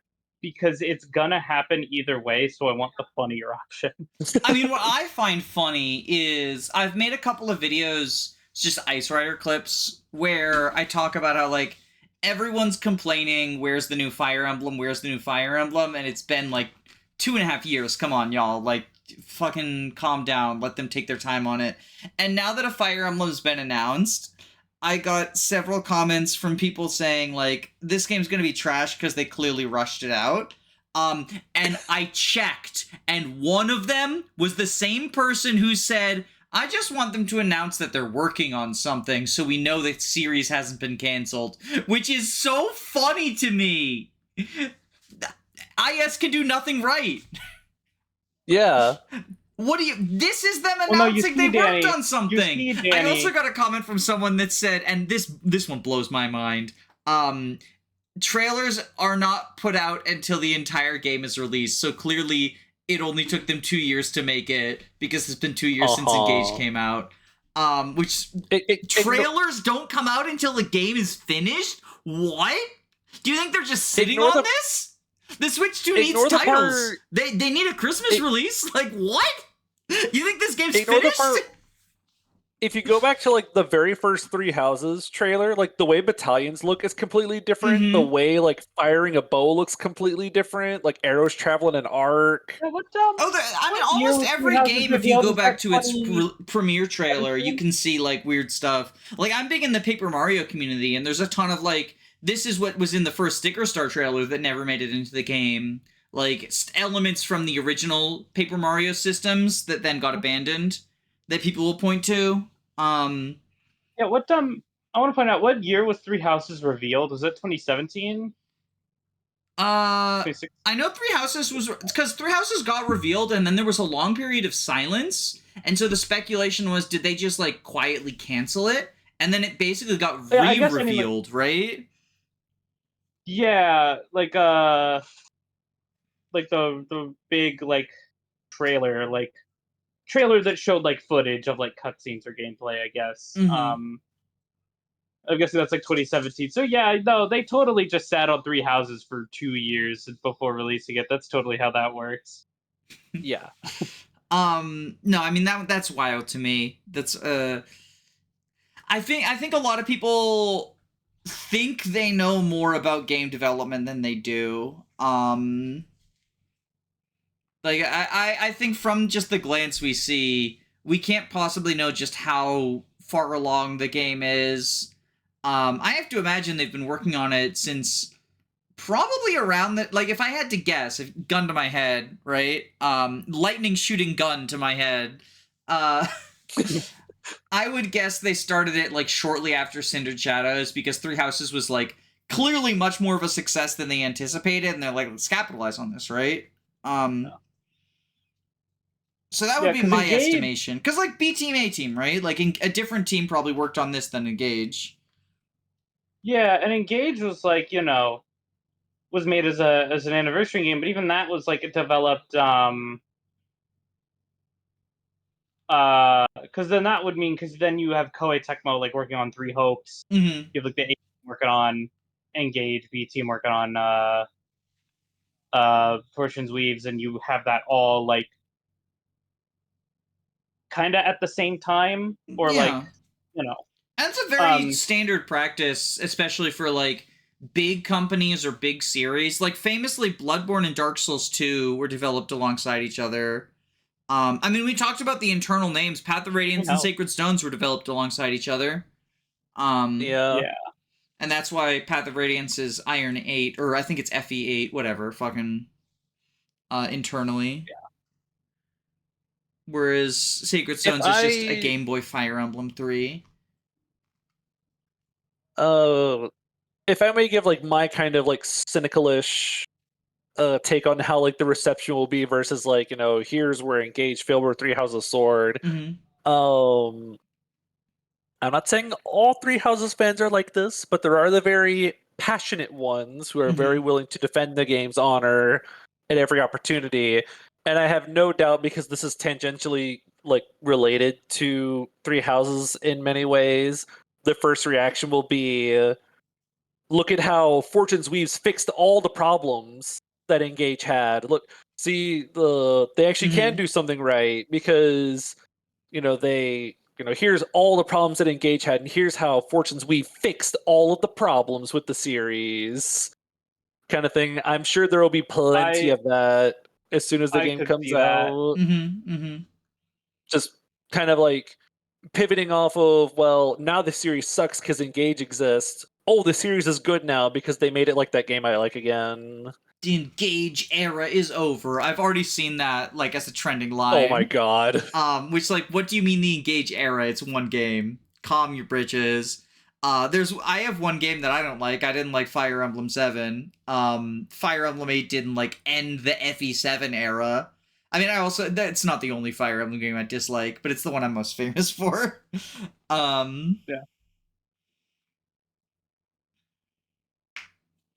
Yeah, like, it's all right not to like specific games. I didn't like Three Houses that much. It's fine. Yeah, we all have different games. I mean, I like Engage more than Three Houses, so might as well put make sure my position is clear on that. I like Engage way more than Three Houses. So, do you mind if I say off camera how you described yourself? Oh yeah, go for it. Three Houses' biggest hater, right?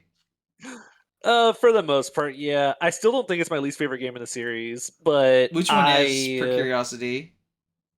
Oh gosh, that's a difficult question. I know you also hate Radiant Dawn, so like I'm sure I know the answer to this question. I'm sure us pitching the combination of Radiant Dawn and Three Houses has you like squirming. I don't even think Radiant Dawn is like anywhere close to being my least favorite. If I had to pick a least favorite, it's probably like FE12 or Rev. I was gonna say it's FE12, isn't it? Hurts me. It's probably FE12. But if I had to pick one, because FE12 is a game I cannot make myself finish, and I think that gives it the spot in last. At least you didn't say 1 or Rev. I have a sweet spot for 1, even though it's like it's hard to even say 1 is bad because it's like old, right? But it's got a bunch of old stuff. But I like it. Fucking 0% of that game.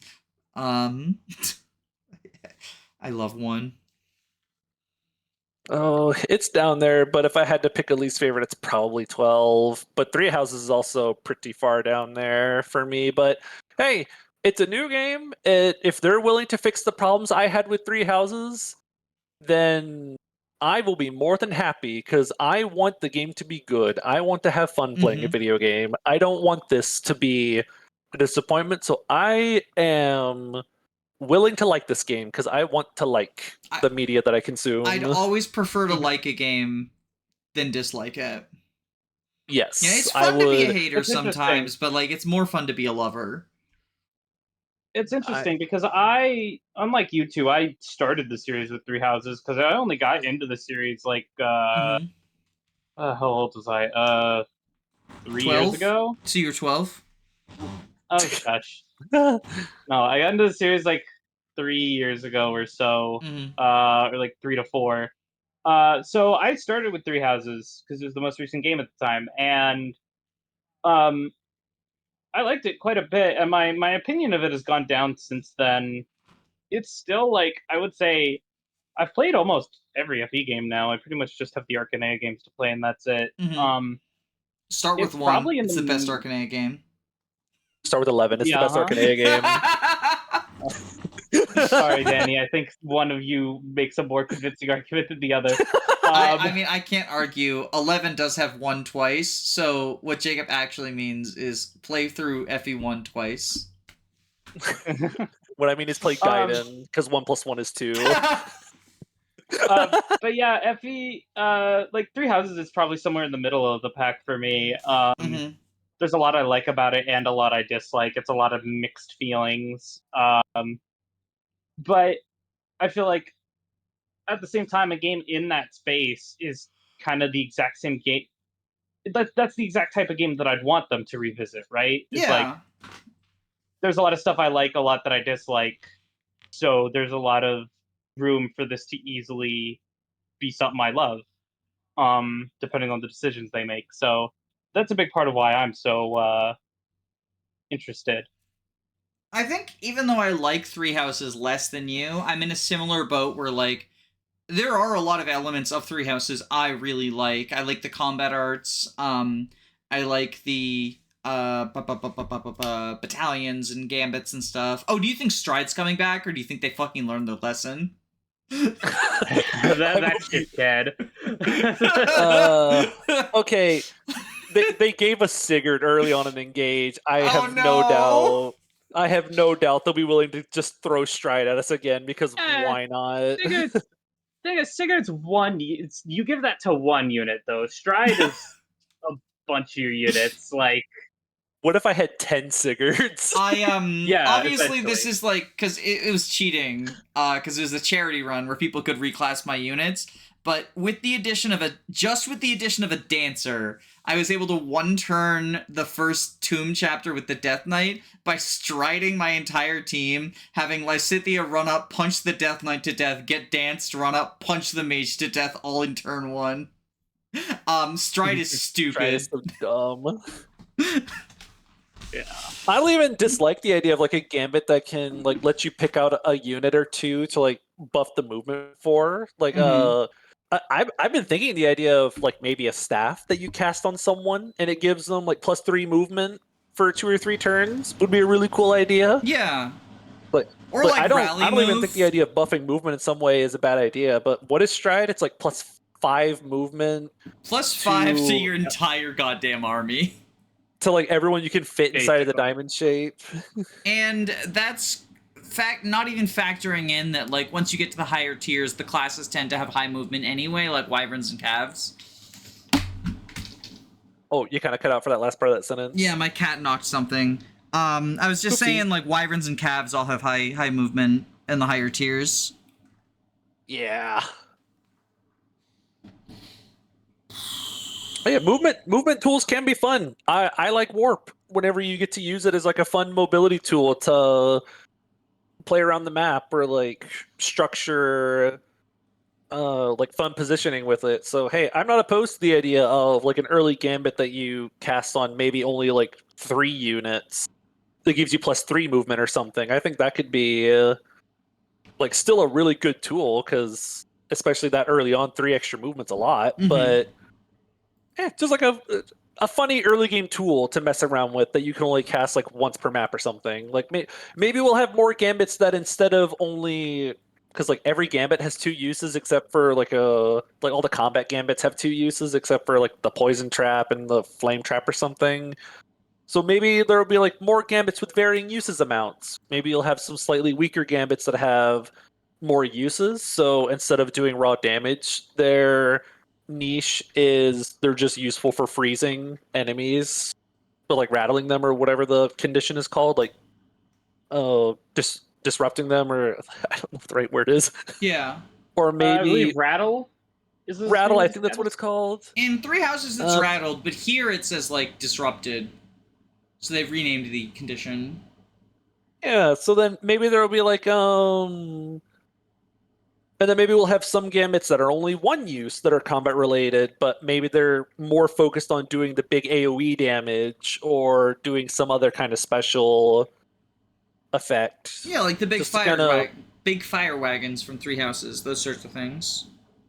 Yeah, just playing around with the idea and refining what you can do with the gambits, because I do think the gambits are kind of neat. I wish the game had done a better job explaining to me how stuff like gambit levels and gambit stamina work, but I think that can be like a pretty cool-ish thing to mess around with, and I'd like to Mhm. see like more done with them, or like see some parts of them touched up or done in different ways. Yeah. This is completely unrelated, but I forgot to mention it earlier.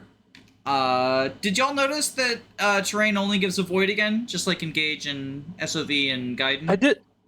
I did notice that the bush only gave 20 of void. Yeah. I was Yeah, the woods. hoping that maybe it's just because the ground even says like just +0 of void. Yeah. Yeah.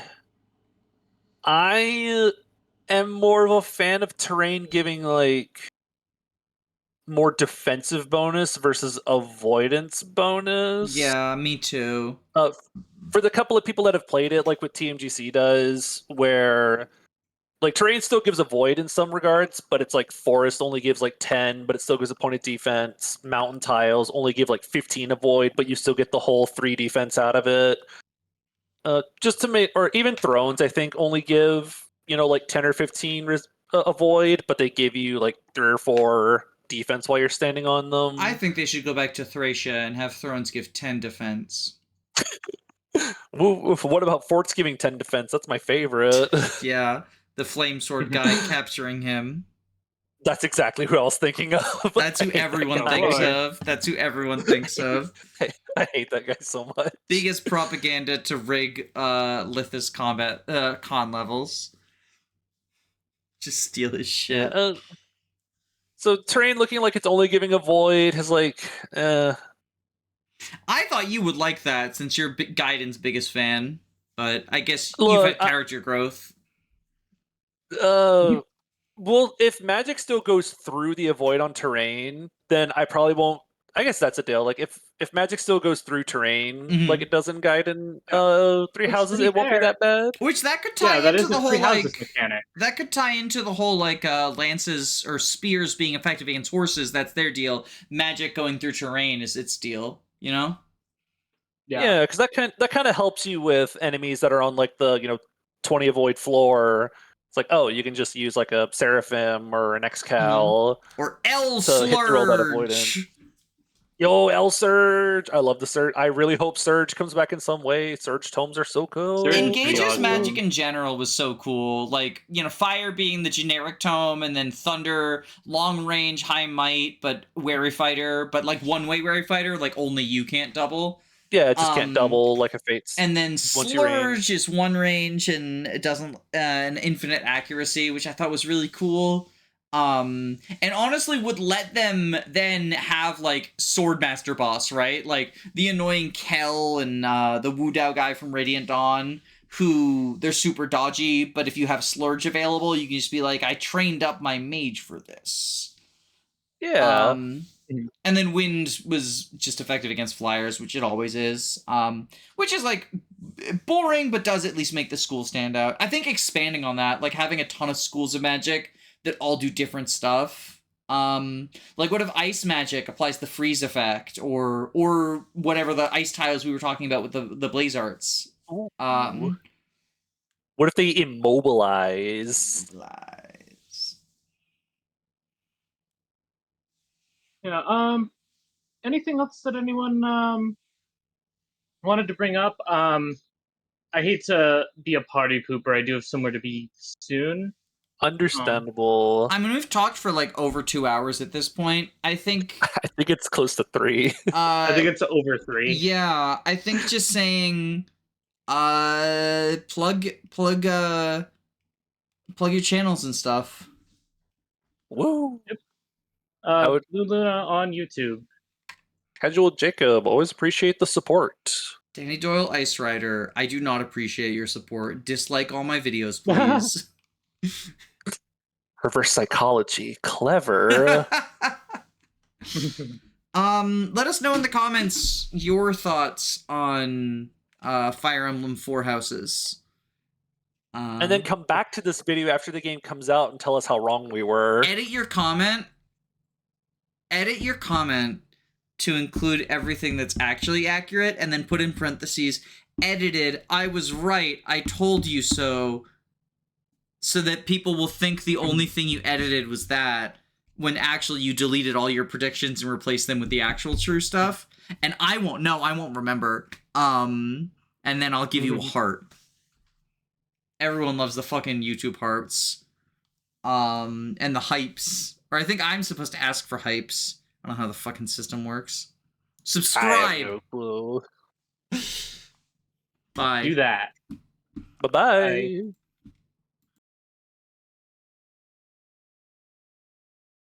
As usual, this video is brought to you by my patrons, so thank you, Key the Iron Idol, Calamity Callie, Anon Wanderer, A Clever Username of Lies, Jackson McMahon, Saren Galaxy, Tailored Muffin, Rezi, Andu, Len, Gameboo, Carosa, Fyrant, Your Doctor, Frozen Helm, Patwit, Girl Boss, Lizard Bongwater, Christopher Bueno, Marin McLean, Jaden Reflect, Dylan Solaces, Forever Lucas, Some Trades, Guiji555, Smaz Ruby, Zycrom, Robin D, Alen B, Hound Dogs, They Thumb, Clan, Reflect, Gulp Shido, Glup Shido, Electric Giga, Erica Ford, YLO1, George Grenville, the 7th PM, Jamie Collins, Arvis, Crispy Matthews, Floahay, I Like Frittata, Amy Hazel, Neas Costa, Faulty Videos, Lyra, Kyle Madison, Derek Williams, Anna Cabana, The Daily Foogle, Faye, Magic Bite, Thoughtful Insanity, Robin Goodfeller, Shinthia, Sardonic Muse, Dysike, Chris, Root Beer Pants, Queen Eliza, Control Dages, Roman Kormansic, Nick Knack Hammersack, Lepton, Cabbage, SUP, Caius Cole, Bree, Punch Fighter Champion, Eggman, Maxine the Vampire Queen, Dragonback Lancer, Carrier has left, Jill, Angel Not Caceres, Thick Molder, Adele, Alexander Roper, Siggy, Cereal Bowl, and DB. If you want to join these names on screen and get early access to most of my videos, as well as the ability to vote on polls and influence other content that I'm making, you can do so for as little as $3 a month by following the description in the link. The link in the description, whatever, I'm leaving this in. We've been recording for 3 hours. Like, subscribe, comment, all that YouTube stuff. Have a good day, gamers. Bye.